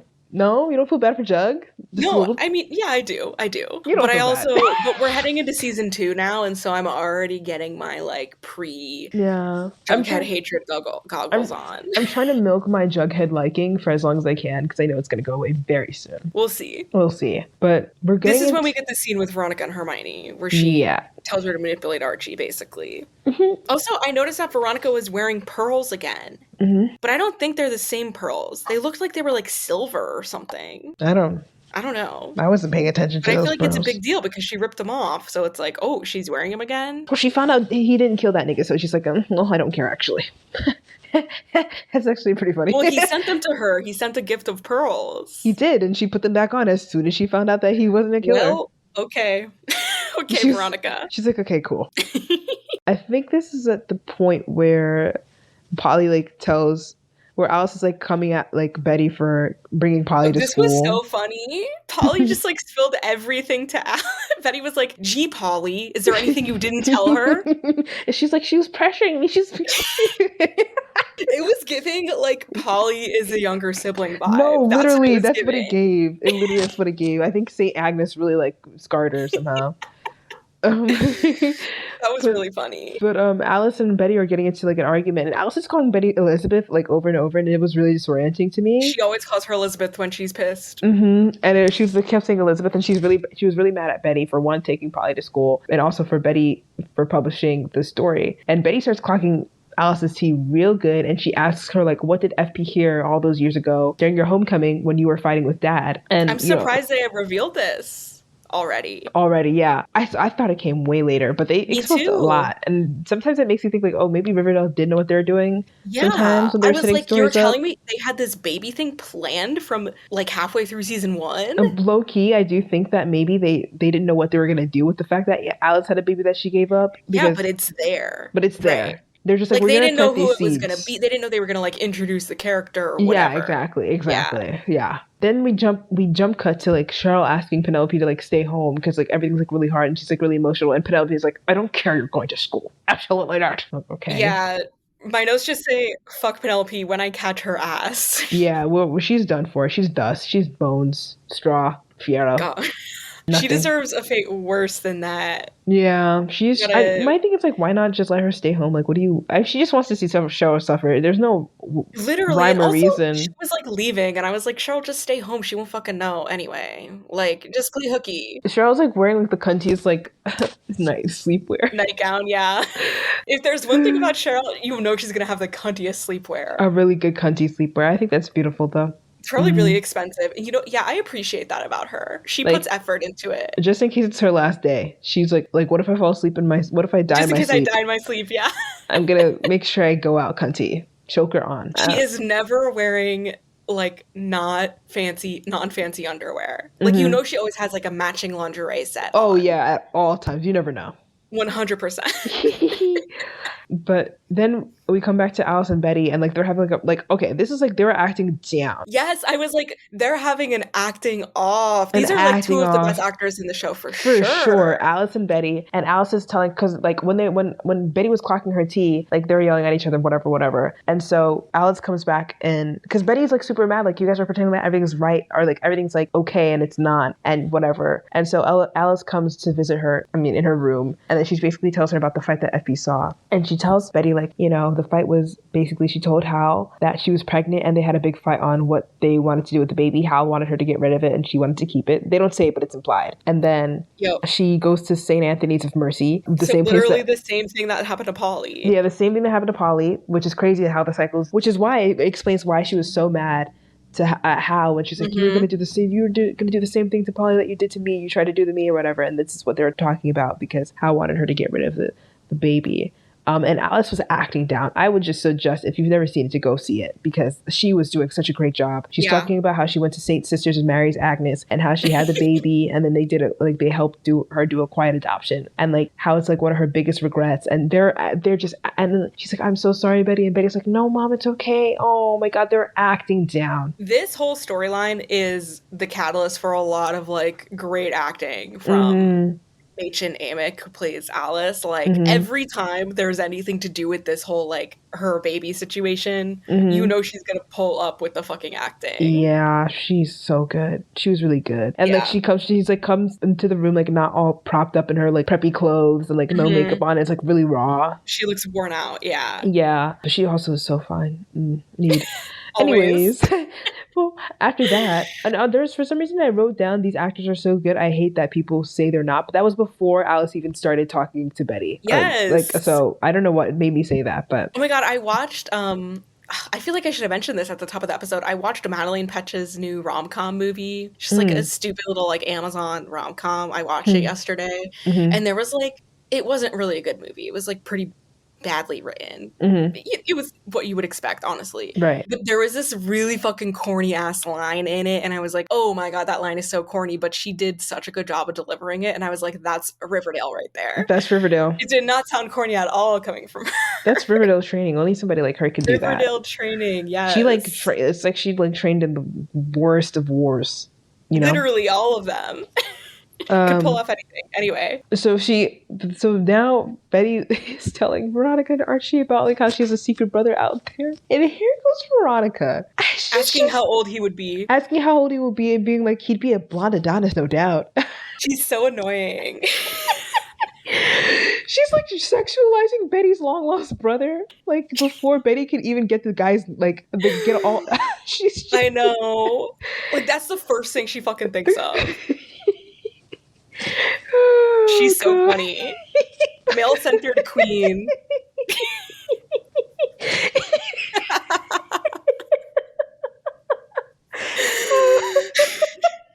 Oh my God. I'm getting loopy. We have to go, okay? Veronica, why do you do this to us? A blonde Adonis notes. Oh my God. So fucking stupid, man. She's just, what's wrong with her? And then something is wrong with her for real. Something's so wrong with her. I can't. Anyway, so Jughead is at Southside High. It's because I keep imagining her. I'm gonna pee my pants. Her baseball saying is ingrained in my brain right now. She honestly kind of says it like she's trying to make a joke in a way. Like she kind of says it in a way that she's like being unserious about it. Oh my God. Okay. So Jughead, Abby's done. So Jughead calls Betty. Because Betty's like, where's Jughead anyways? And he's calling from Southside School. From a fucking payphone. Where's his cell phone? Doesn't have any. He can't have his phone at Southside High. Him. But like they show him at Southside High. There's like metal detectors. And it's giving like, oh, he's in a place where bad kids go. Which like I forgot about this. I forgot that Jughead is like already at Southside High in the season 1 finale. Like, because I remember the beginning of season 2 him being there. But yeah. They're setting the things up very nicely. Like honestly, this just could have been season 2 episode 1. If we're being completely honest, it could have. But basically, like he's calling from whatever Southside. and basically saying like, this is where I belong. And like Archie's like, his dad said that he would do this, that he would cut himself off. We have to do something like this. So they do a Scooby-Doo run out of the school, and they run so fucking fast They to gotta his save him from this school terrible to save him place. from this terrible place with these terrible gangsters and serpents. And they like show a clip of like people coming up to Jughead's table while he's at lunch to make it seem like, oh, they're about to beat his ass, right? Yeah. But also interspliced with them running to go save Jughead from nothing that he needs to be saved of. It's so they dramatic. Intersplice Cheryl laying out her suicide outfit. Which is the outfit that she wore at the lake and to the funeral as well. Yeah, she's getting good use. Yeah, Oh no. she really got good use of that outfit. This is like maybe the only outfit that Cheryl repeats in the whole show. Yeah, she said this is the one. That'll do it. God. They run fast as fuck to I don't know why they put that there. I don't know why they interspliced it with them doing a Scooby-Doo run, like a dead ass like Breakfast Club Scooby-Doo run. It was to serious. Jughead. And then they cut to Jughead and he's actually having fun with the Southside Kid. Like he's laughing, having a kiki. And then they're like, when they get there, it's like mad awkward because he's like, what the hell are you guys doing there? And like, what's it called? Betty's like, we came for you, like whatever, da da da da. And basically, who gives a shit? I don't care what the fuck they said, but it was I don't know what the fuck. I don't know what he said. What did they say? I didn't write this down. He was basically just like, I'm okay, don't worry about me. Like, yeah, I'm good. like, I'm good. And we're fine together. We'll be fine. Like, yeah, because Betty's like worried about him moving school. She thinks it's gonna like hurt their relationship. Yeah, and then off in the distance we see like Veronica and Archie talking. Veronica's like, wow, Buckhead. Well, she doesn't say Buckhead, but she's like, wow, they found each other. Like they're soulmates. And I'm like, that's crazy to say they just started dating. They but whatever. literally, oh my god, this episode, I was like, how long have Betty and Jughead been dating? Like a month? Can we relax? Why are we calling them soulmates? Veronica would call them soulmates, and then like while they're like looking, Archie's like, listen, I said earlier, if you're in line for Archie, stay in line. I'm serious. Stay glued. Don't ever let them phase you, man, because Archie is looking at Betty with yearning eyes, like looking at her at a distance, and like for like while Veronica's speaking all these things, Veronica's like, oh, like do you have something on your mind? Like she can feel like something. He's like looking at Betty in a way, and then he starts to tell her something, but then in the middle of him like telling her something that we don't know, which I think, and I will always, forever headcanon that he's going to say that he might be having feelings for Betty or unsure about something. Yeah, and then he changed it later on. Yeah, he changed that fucking thing. Yeah. He thinks he's slick, but I'm onto him. I have his tea. That's what I think is fun about it. You can read it either way. You could be like, oh, you don't know if that's actually what he was going to say, though. Exactly. Like, he could be telling the truth when he tells Veronica what he quote-unquote was going to say. Archie's always there and on the back burner, It's underlying. They're not putting that fire out. No. It's still lit. We're holding the torch. But anyways, in the middle of this, Cheryl, lonely Cheryl, hits up Veronica, who literally not even 2 episodes was her arch nemesis. I know, I thought about that too. But she's basically saying like, thanks for looking out for me or like reaching out, but I'm going to be with Jason now. And this was when I had to go change my shit from 1.5 to 1 and put my shit back in full screen mode. It was dramatic. So we have literally, like, I remember where I was when I watched this. This is like one of the best sequences in Riverdale. Yeah, which is for honestly sure. kind of unfortunate because I hate that, Cheryl went through this and it's like very sad and probably triggering for people as well. But it's so well done. It really is. It's really well done. Listen, like I said our last episode, it was really like, okay, Riverdale cast, you're not getting your paychecks. You have to act down. And then they acted down. They did what they needed to do. And then they were so close to getting it. And then at one point they're like, we have one more task for you. And they're like, what? And they're like, you're not allowed to leave this set. I want you to leave this house. You're not allowed to leave the sets until you act your face off. On top of that, we have your families, uncles, aunts, parents, siblings, nephews, nieces, cousins, great-great-grandparents locked in a trailer. And every take that you do, that we have to do, we turn up the thermostat, and the longer it takes, the higher the thermostat goes. Oh my god! And the more money we burn. We will burn your family to crisps if you don't fucking act down.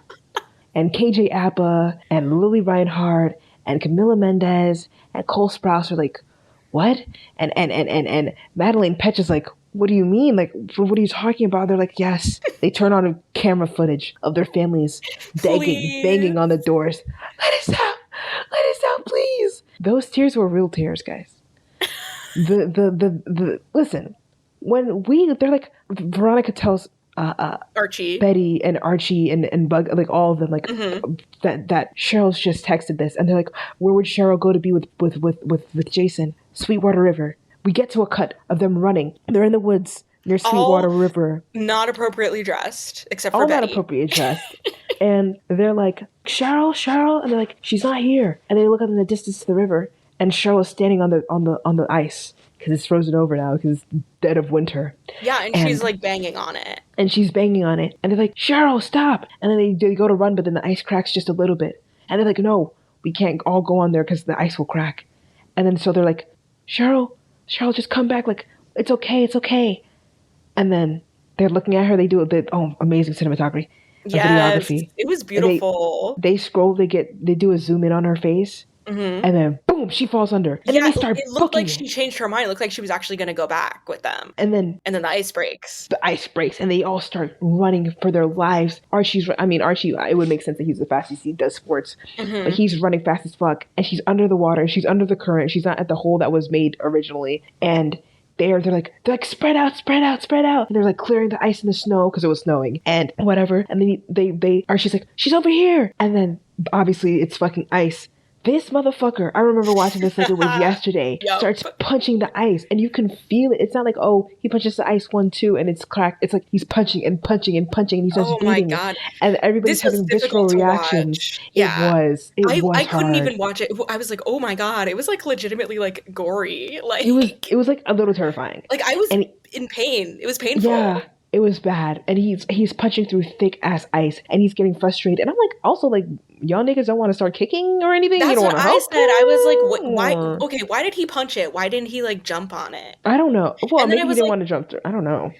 I was like, maybe you have more control over it that way, because if you're jumping, then you don't then the whole thing could crack. But I don't think Archie was thinking about that. You really think Archie was thinking about that? I don't think so. I think he was thinking about what's the fastest way I can do this, and like I think it was like he's just punching, and like it was really like he's fighting for this girl, and like he really did that. He did, and he breaks the ice. He ends up getting her up. They do CPR, and she's okay. And then that scene was just really intense. It was such a good scene. Such good acting. It's also like I bet the actual chances of them being able to save her in real life is so low. Like, you know what I mean? Like, they would not be able to find her. No fucking way she'd be dead. She would be dead. She'd be dead. He wouldn't be able to break through the ice. She'd be bones. Yeah. I mean, she'd be frozen. Also, probably, like, the temperature would probably kill her, I would imagine. Yeah. And she would actually have to immediately take off her clothes, because wet clothes, and they put her... But whatever. It's okay. It's fine. But yeah, it's fine. It's Riverdale. It's Riverdale.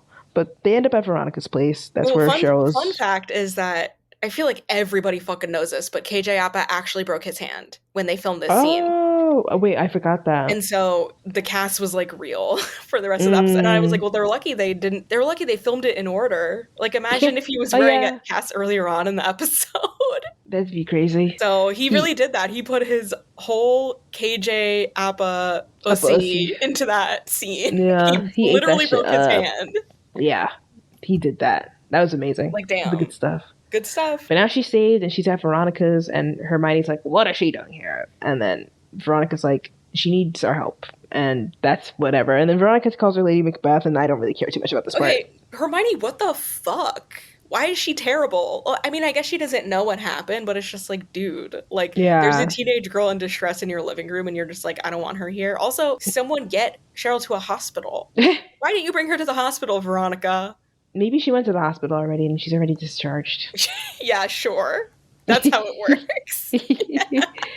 No, like she goes to they take her to the emergency room. They don't deem it as like she needs to be admitted. Yeah, they just she like doesn't check have any her frostbite. They check her vitals. She's good to go. I mean, she honestly looked good. I was like, she looks good for what she just went through. Yeah, I mean, she should be in the psych ward, but that's neither here nor there. Yeah, well, her mom doesn't give a shit about her, as we know. Grippy socks, but so yeah. Alas. So now they're getting ready for the fucking Jubilee, and Betty looks so pretty in front of her little vanity getting ready, and she's like super nervous that she's giving a speech, and she looks pretty. And that's all I had to say about that scene. Oh, and her mom comes in, and I thought this was very interesting because of the parallel from the first episode or the first 2 episodes. When she wipes her lipstick off. Yes. And I was like, oh, why are Alice and Betty having a better relationship, even though I know this goes to shit probably soon. I don't really know if they stay consistent in their understanding of each other. They were giving like good complex mother-daughter in this episode. I liked it.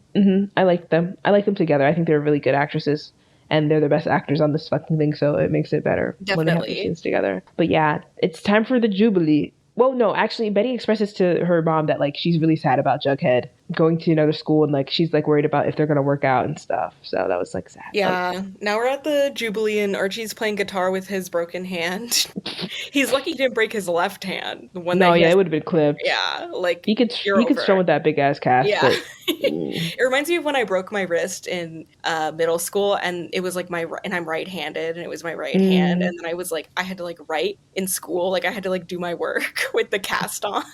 oh my god, but you still didn't. I still was able to do You, it, yeah. if you're in line for casting, stay in line. But this is when Veronica asks. She sees Archie, like struggling to play, but she picked up on what was earlier, like when he was gonna say something, Hmm. and she's like, "Yo, it looked like you were gonna say something about like Jughead and Betty."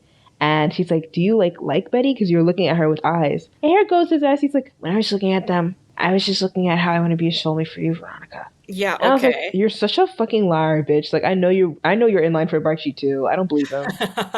I feel like it could be a combination of both. Like he wants to be in a relationship with Veronica, but maybe that's not what he was thinking of initially. Yeah, like he's like, it's like, okay, if I can't have them, then I want to be that for you. Right. Because I also do like you. Yes, yes. I mean, he does Yeah. like her. He does. Yeah, he does like her. Yeah. But Barchi. Varchi official. They're official. They're in a They're relationship. in a relationship. And they immediately consummate Woohoo. it like an hour later. We'll get Yeah. to that. And then the Pussycats come in. Yeah, Josie's like, you know what? You broke your hand and saved Cheryl, so you can perform your song. Shozy Crom. Shozy Crom. I love this. I actually love how consistent this is. Like, Josie's always talking about, she's always like, my girl Cheryl. You did this for my girl Cheryl. Like, okay, you we sing move. Cheryl's life. Stay in line. Stay in line. You can perform your Marley season 4 coded song about how you love your friends. Oh my god, yes. Is this not More Friends Than You Know? It literally is. And so Josie and the Pussycats and Archie and also Veronica for some reason. Oh, I guess I don't know. She performed with them in that one episode, but then I was like, oh, I didn't realize this was like a permanent fixture, yeah. But they perform, and while they're performing, we have a splice cut because you know what Riverdale loves to do. A performance while another scene is happening, and it's Jughead and FB having a heart-to-heart in the same prison cell. He hasn't brushed his teeth or wiped his ass in days. And they're having and FB's saying like, Jughead, you're a strong kid. Take care of your mom and your whatever the fuck. And Jughead's like, I will. And something else probably too. But I was like, that's a lot for Jughead to be, having the pressures of like whatever. Yeah. And Jughead says that his foster family is nice though, so that's good. Nice. I'm happy for him. We literally never meet them, by the way. Yeah, which I would have, I don't know, loved to see, but whatever. I'm pretty sure he ends up like living on his own in season 2 or whatever. Anyway, the song that they sang wasn't bad, but it was like boring as fuck. Like I was again, Marley's season 4 can we get had something nothing up to say. tempo? Like nothing to say. It literally, you could have put Marley's season 4 on there. Literally, it would have. At least she has a better voice. Yeah, definitely better than him. Yeah, yeah, by 1,000%. I love her voice. Actually, yeah, she's good. Don't even she's get good me started. Melissa Benoist. Mwah. Chef kisses. Yeah. Call us. Truly. Call us. They actually, the original song they were going to do, the Josie and the Pussycat song they were going to do, before they agreed to Archie's song, I actually looked up the Riverdale season 1 soundtrack on Spotify and took a little listen to it because I was curious. That song is better. Of course it's fucking better. Yeah. I was like, wow, we really could have had this song. But it's on the soundtrack if you want to listen to it. I didn't even know they had like a sound. I'm surprised they actually released it, but it's actually kind of fun. They have a soundtrack for all the seasons. And the musical episodes have their own separate. It's serious. EPs. Yeah. Anyway. So after that whack-ass performance, Betty has now time to give her speech, and she's about to, do some generic bullshit. And then she sees Jughead come in. And then she's like, actually, let me spin the block and let me switch it up. Switch it up. And basically be like, Riverdale is Riverdale. But you know what? Riverdale is Archie. Riverdale is me. Riverdale is my mom. But you know who else is Riverdale? Riverdale is FP and Jughead Jones, who helped solve this whole thing. And she's basically saying, like, yo, you can't just isolate a whole group of people because you deem them as, like, the scapegoats and the fall and, like, you're profiling them, all this, da-da-da-da. Like, Riverdale has to do better to be a community so that we can stop what happened something like this happening again. And she ate, and then it was quiet for mad long, and She then people ate. started to clap. She She ate them got a up. standing ovation. Jughead was the She first to did. clap, and then Kevin joined in. As if Kevin wasn't just, whatever. I I don't care. know. I'm not I giving him the also time of always day. forget that Kevin and Betty are supposed to be best friends too. Like they were introduced as best friends, but then like Yeah. Kevin and Veronica become friends. So it's like, oh, I forgot about Kevin and Betty. Anyway, Oh, welcome back, Rachel and Kurt Kurt Sadie's versus Hummleberry. versus Hummleberry. Yeah, and we know which one is superior. Right, exactly. Period. But yeah, Betty fucking ate this. She did. Like, She cleared. let her run for mayor. Damn. Because McCourt was mad as fuck. She But what's she gonna do was. about it? Boo. Nothing. Two thumbs down. And then Fred stands his ground with Hermione. And he says, "I'm not selling. Fuck you, bitch." And he cleared. That's it. That's literally that. He literally walks out. He walks out, and I was like, "Fuck yeah, Fred. Keep your fucking home." Yeah, I mean your construction site. And once again, because there's no other place to eat, they're at Pop's having a nice little shake. And I will say, Archie has a chocolate shake. He does not have a cherry shake. Yes, I noticed this. And Archie like, and Veronica both have chocolate. And Jughead had strawberry, which is interesting. They're switching it up. They're switching it up. And Jughead also says in his voiceover, we had multiple shakes that night. And I was like, there's no fucking way. You're throwing up. Who is drinking multiple shakes in one night? That's why I can't even finish one. I'm thinking Pops' shakes are like very thin. They're very thin. Yeah. It must be. That's the only. It's just fucking milk with color dye. Yeah. I wonder what it actually is. Probably. Oh, yeah. I wonder what it tastes like. How come no one has ever asked the actors this? Like, I've never heard anyone talk about this. It's like they're not thinking about these real questions. Like, people were asking back in my day, like, oh, what did the slushies taste like? Right. But nobody's doing that these days. People want to know, was it real? It can't be because it would melt. Right? Yeah, it would. Oh, yeah, that's true. They're probably drinking glue. They're probably drinking like some thick substance with food dye in it. I don't know. Yeah, I'm not eating that. No. I'm not hungry. No, I'm not hungry. Oh, I did think it was cute. I noticed that, well, it was only the other 3 core 4 members that had signed Archie's cast. He had 3 signatures, Veronica, Betty, and Jughead. Aww. It was cute.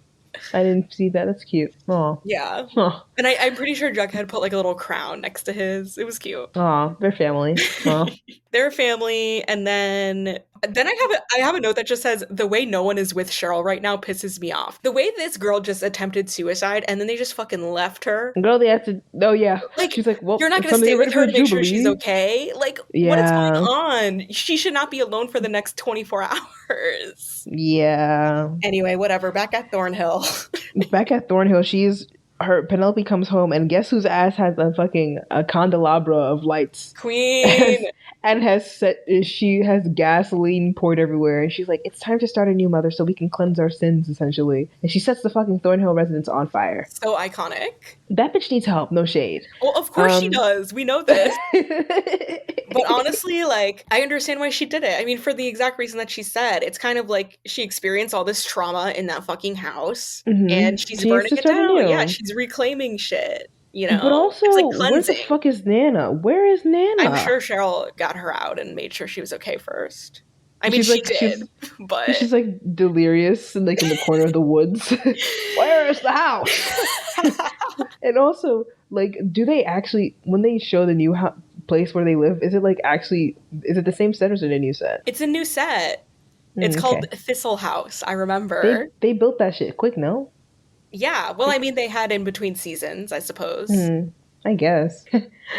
We're excited to see Thistle House next season. Thistle House.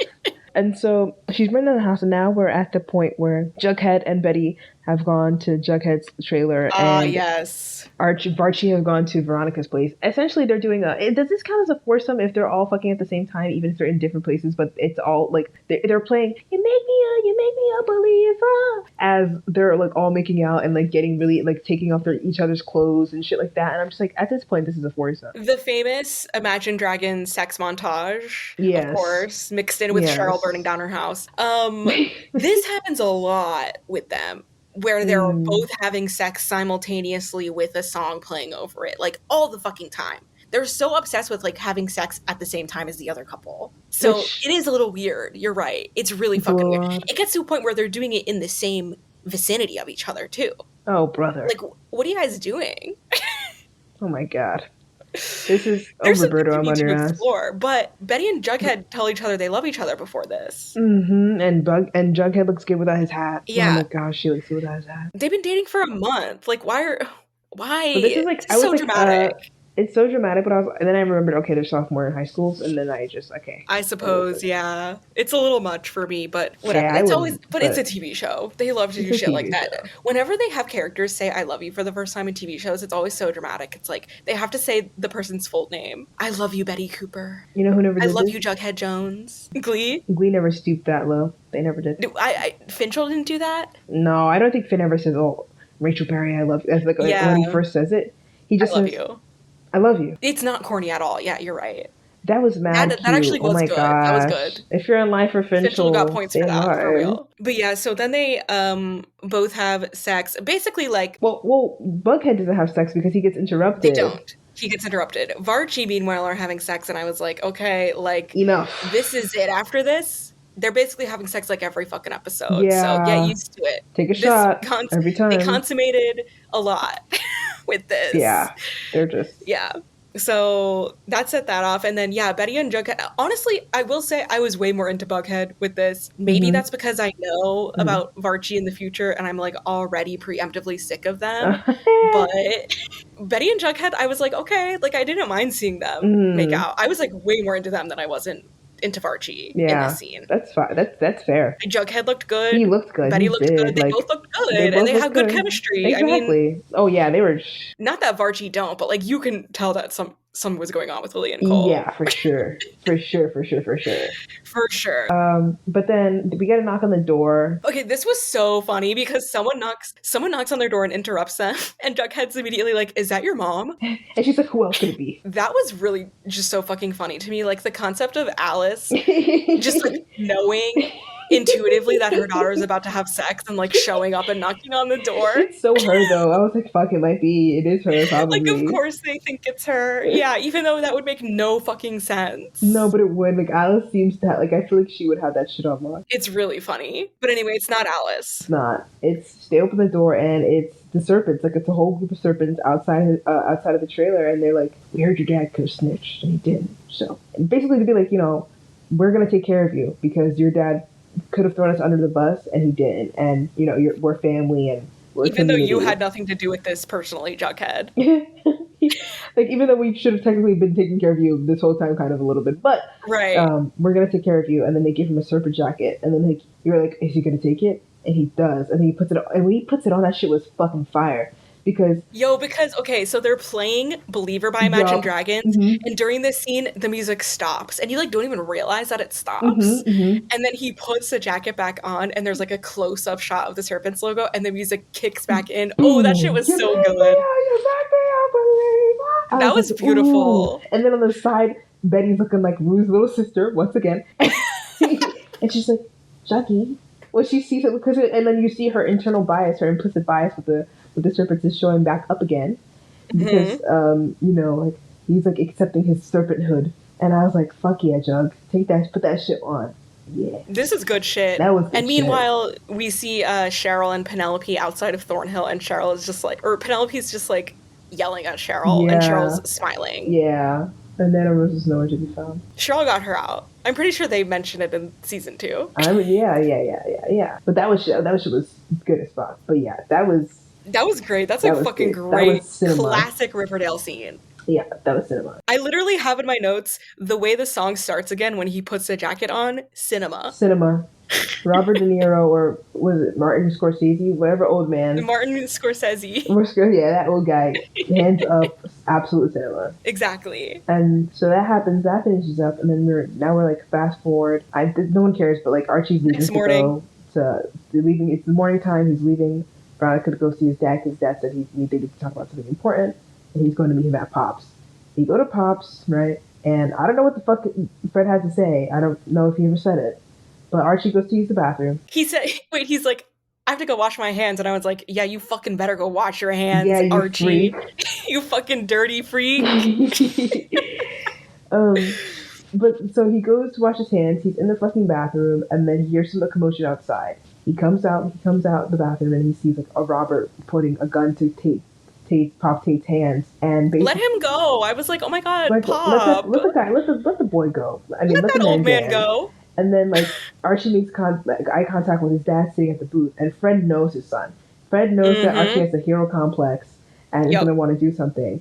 So in order to like basically, you know, he basically has to be the one to stop it, or like to stand up. And then Fred stands up, and then the robber turns towards Fred and like jumps towards him, and then like Archie starts going towards the gunman, and that makes Fred move even more. And then you just like it's like outside of the pops, and you see a boom, and we don't know who shot, and we just know somebody's shot. And then Jughead's doing like a fucking voiceover, and he's like, from that day on, the last innocence of Riverdale was gone. Like like that was the last time Riverdale was ever fucking innocent.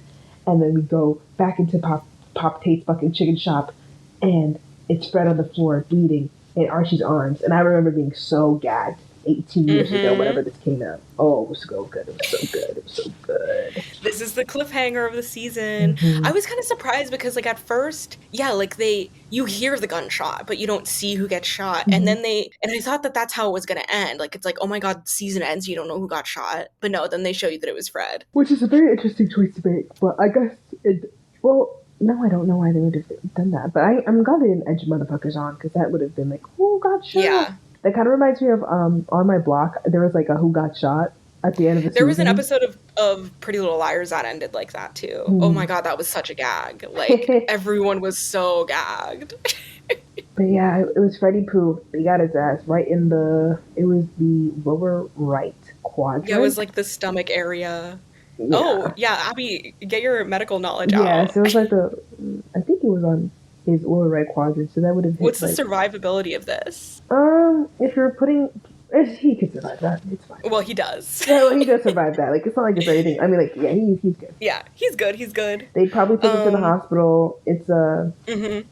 It's not a blunt. There's like blunt trauma, and then there's like another trauma. What I forgot the word, but like they probably do like a little. Honestly, they probably take him straight to surgery because he's like losing blood, and Yeah. it's like a sharps whatever It's a penetrating trauma, not a blunt trauma. And so they Mhm. take him to surgery. Maybe they do like an ultrasound or whatever, but he's like bleeding. We see that he's bleeding, so they just take him to surgery and get that bad boy figured I'm out. so excited to hear more about the medical accuracies of this show in the future, Oh, which I'm sure are not there are accurate. none. But yeah, that's the season. That's season That's one, the end of the guys. season. Wow. That's Oh. season 1. Ooh. For my lines, we kind of said everything. Or Hermione says to Veronica at one point about Hiram, he's your father, not the godfather. I was like, okay. Didn't need it. Jughead saying, Kevin, relax, this isn't The Wire. Classic. At the risk of us failing the Bechdel test. And then Betty says, Veronica says to Betty, swear on the September issue. And then Betty says, and on my copy of Forever by Judy Blume, which I have never heard of. And I had to look it up because, I know Judy Blume. I never heard of Forever. Every time I think of Judy Blume, I think of Judy B. Jones. Me too. Oh my god. Didn't she write them? Well, did she? Hold on, I gotta look this up. Judy B. Jones. Nope. Barbara Park. Wait, why do I know Judy Blume, though? What are her books? Judy Blume. Yeah, she writes young adult fiction. I actually don't think I've read any of this. I don't think I think so. I did get it confused with Judy B. Jones, so I think you feel the did. same way as you do. Oh, you know why? It's because she has this book called Are You There, God? It's Me, Margaret. And that's like a kid's book. But other than that, I don't know. Anyway, Yeah. I just thought that was like a weird reference. And also, is that indicating the timeline? Like Veronica says the September issue. So I mean, they're in September? I don't know. And then when Betty tells them about her brother, Veronica says, it's positively Dickensian. I love a long lost brother. Okay. So that's all I got for gay Cheryl moments. Her just being the fifth wheel. Yeah. Like everybody's having sex and what is she doing? She's at her home. She's burning her house down to cleanse herself from her past trauma. That's pretty gay, if you ask me. I'll do it. She's just being gay and sad. Yeah, and dealing with her terrible mother. I just saw your tweet about you saying like Ethan 8 in Gen V. Oh yeah, Ethan Slater is in Gen V. He's been in like 2 episodes, but he fucking ate this out. He was playing a villain. He was really good. I've been saying that nigga's talented. I didn't say that. Wait, did you see him in SpongeBob? Like, where's your proof? SpongeBob. You saw him in SpongeBob? I didn't see him, but I watched it when it was out on. When it Oh, was, okay, like, I okay. watched. I was like, holy shit, this I mean, shit's we know he can tea. sing. Yeah. I mean, here's the thing. Also, is that he's played creepy characters before. This is right up his alley. SpongeBob is the outlier in his work. That's what people don't know. I mean, Bach is a pretty creepy character, if you ask me. That's what I'm saying. But like, in Act 2, at least, people think that he's like a SpongeBob, whatever. But he's just he's what he is in Gen V. Like, those are the kinds of things that he plays very well. You would really like Gen V. You should watch it. I should watch it. I actually should, because I was into the boys, and I don't know why I just never got into Gen V. Oh, you would love the main ship. It's like made for you, I feel like. I wanted to start it. I saw that people kept saying that he was eating, and I was like, is this the leaf of the turning where we can appreciate Ethan Slater without getting jumped? When we finally admit that the guy has talent? I'm not sure that like Wicked and Gen V are like the same audience, though. No, probably not, but it doesn't matter, because the hit tweets will be like, and then people will be like, oh, okay, like, he's actually not whatever. But whatever, even in Wicked, he's fucking good. Like, huh? Like, what are we, like, listen, Nessa, I'm Nessa. Listen, I never heard anyone say he's not talented, but people don't focus on that is the point. That's true. I'm trying to make that the main. They do that with Ariana, too. It's fucking annoying. Oh, like, man. you can't talk about anything else other than the fact that you think she's a homewrecker. Like, get out of here, you know? Like, it's just like, when I first saw Wicked, I kid you not, the movie ended. I hear this girl very loudly a few rows behind me turn to her friend and go, I hate Ariana Grande. She was so bad in that. And I was so pissed off. I was like, there's no way. There's no way you fucking watch Wicked and you thought Ariana Grande was bad in that. You just fucking hate her. You just don't like her. That's just and it is impossible for you to objectively watch something with her in it. Exactly. Which is so annoying. Like, I'm so sorry that ruined it for you. No, like, actually, like, I just want, like, a genuinely, like, go, like, let me keep it decorum. But you, like, just, because if you know you actually, like, hate, why are you even gonna watch this shit then? Like, fuck off, man. Exactly. Like, if you hate Ariana Grande that much, why would you think that you would enjoy a movie where she's on screen, like, the entire time? I'm defending that woman with my last breath. I don't give a fuck. It got to a point where, like, there was a point, let's say, like, whatever, like, the album before her last two. What is that? Like, that era. Yes, like that era, okay. Or the era where she got with Ethan Slater, basically. Oh. And, like... That's also that's, like... But it also, like, stuff happened with her before then, too. Oh, yeah. And the narrative around her just became, like, she's a homewrecker, blah, blah, blah, homewrecker, man-eater, blah, blah, blah. Mm-hmm. I wouldn't even consider myself a fan of her at that point. Like, I just, like, didn't pay attention to her. I didn't have any feelings towards her. I liked her music, but, like, that was kind of the extent of how I felt about her. It got to the point where, like, in real life, people, like my coworkers and just like people that I like talk to in real life, like literally an Ariana Grande song would like play in public and my coworker would be like, I don't like her. And I'm like, why don't you like her? Oh, she's like a homewrecker or whatever. And I was like, why the fuck does Ariana Grande song playing compel you to be like, I don't like her, she's a homewrecker? What about her music? Like, I was just like, what do you mean? You don't like her music? Like, why don't you like her? And of course, like, it's just like the only thing that people had to say about her was she's a homewrecker. And it got to the point where I was like, okay, so people are just really misogynistic towards her, to the point where I started defending her really hard. And I was like, I don't even care about Ariana Grande. I'm just forced to defend her. Yeah. But then obviously I became a fan again. It's like, it's so ridiculous. Here's the thing. First of all, homewrecking is not real. If the house is stable, it's not going to shake. It's not real. Blame the man if you have to. It's his fault. Like, it's not like she's like a siren, like fucking seducing these people, like going around their house and being like, knock, knock, knock, I'm coming to steal your. No, that's not what's happening, bro. That's exactly what it's like. What do you mean? It's like it's just so fucking stupid. And on top of that, I don't give a fuck who's cheating on who, if that even happened. It's up in there. We don't know what happened. That's the reality. We don't know what. It's also just like, it's none of my fucking business. I don't know her, and I don't care. And on top of that, that's not what I'm here for. I'm not here for her fucking I'm here to hear her sing and act and do what she fucking did. Like, her job isn't who she's dating or who this is. Like, that's not what it is for me. Like, what the fuck? Why would I care about? And here's the thing: a lot of you bitches are talking about like, oh, like she's such a homewrecker, as if you bitches or don't support or do cheating yourself. You're not like a big fan of Chris Brown or something. Exactly. Like, shut up. I do not want to hear that shit, bro. Like, eat my ass, bro. Shut the fuck up and suck my dick. Like, bro, what? Like, bro, go focus on your... Why the fuck do I fucking care about Ariana Grande's dating life? I literally don't give a shit, okay? Like, don't give a fuck, bro. she's a homewrecker. I don't know her. I literally don't know her. I don't know her in real life. That's none of my fucking business, I don't know her in dude. real life. And guess what? Even if She's a bad person. She's a bad person. she's a blah, bad blah, blah, person, blah. and then like all the things that she You don't know actually her. stands for are like act like the real things that like impact like people on a big scale level. Like I don't know, genocide, or I don't know, ICE, or I don't fucking know, a fucking bad president. She speaks up about human rights. like Yeah. human fucking rights, LGBTQ fucking rights. She stands. She's always on the right side of fucking history. You don't fucking So like, see why people should I talk give a about fuck that. about her dating life? Like, Right. yeah, like, are you fucking kidding me? Like, we'll see how much of that I'll keep in. no, yeah, it's okay. This was just more of a chat between us. Yeah. Yeah. Of course. That's of course. beautiful. Well, that was season 1. that was season what are our 1. thoughts? Season 1 was such a trip, such a time. I genuinely enjoyed it. That season, I remember that feeling like, oh, like, well, later on, season 2 and season 3, I'm like, oh my god, season 1 was so much better. But I'm actually curious to see what season 2 and 3 have to bring. And like now knowing season 1 as I know it now as an adult who understands the satire of it all, I'm curious to see what will happen next. And I'm just, I'm more appreciative of the tone now. So I'm just excited. It was a really good season. They actually were so in their bag for this. Like, it was actually very well thought out a lot of the time. I was surprised about that too. Yeah, well thought out. They would connect things very nicely. They start episodes great, end episodes amazingly. Had to keep on watching. So I gotta give it its 10s. I really do. Let's do MVP of the season. Betty? Yeah. I feel like it's gonna be Betty every season. Yeah. It's just like, maybe we can make it like Betty can't get it back-to-back seasons. Okay. But yeah, True. Betty's a star.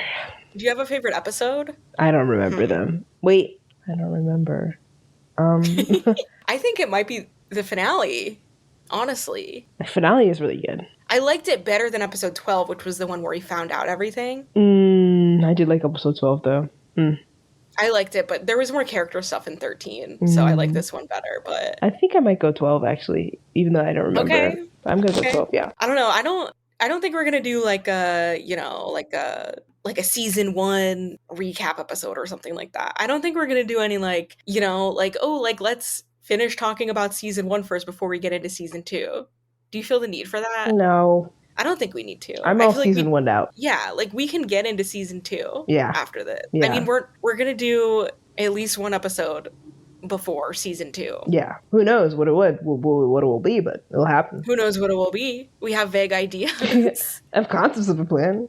I'm not on season 2. We have the concept of a plan. We're not on season 2 yet, yeah. And I'm also thinking about more frequently doing solo episodes in season 2. Please, God. Because it's just like, it's easier to edit because they're shorter episodes, and I don't feel like there's like less pressure. Yeah. Sometimes it's fine doing 2 episodes because one of the episodes is like boring as fuck, Yeah. Like when we did 5 and 6. But other times it's like, I feel like I can't give everything the time it deserves to talk about it because I feel like rushed because we have another episode to talk about. You know what I mean? Yeah. And there's some episodes in season 2 where I'm like, I need a full episode to just talk about this one. Yeah, Yeah, for sure. It's definitely more digestible. Yeah, for sure. So we'll see. I'll keep you guys updated that in the future. Yeah. Well, other than that, stay tuned. I guess. Yeah, this has been a journey for everybody who has joined from the start or in the middle, whoever you are, wherever you are. Thank you for supporting us. Thank you for following along and leaving your comments and your likes and all this and the third and being engaged. We really have enjoyed this journey a lot. Emily, it's been a great time podcasting with you, and I'm glad that we stuck it through and have finished the whole season, and hopefully we have many more seasons to come. And yeah, it's been quite the journey, Riverdale.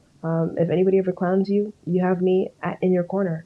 And yeah, this has been season 1 of Riverdeep, a Riverdale podcast where we get deep into Riverdale. Thank you guys for listening. Make sure to follow, subscribe, like, leave a comment, do all the good things, rate it, give it a kiss at night. And we'll see you later, alligators. Goodbye. Bye.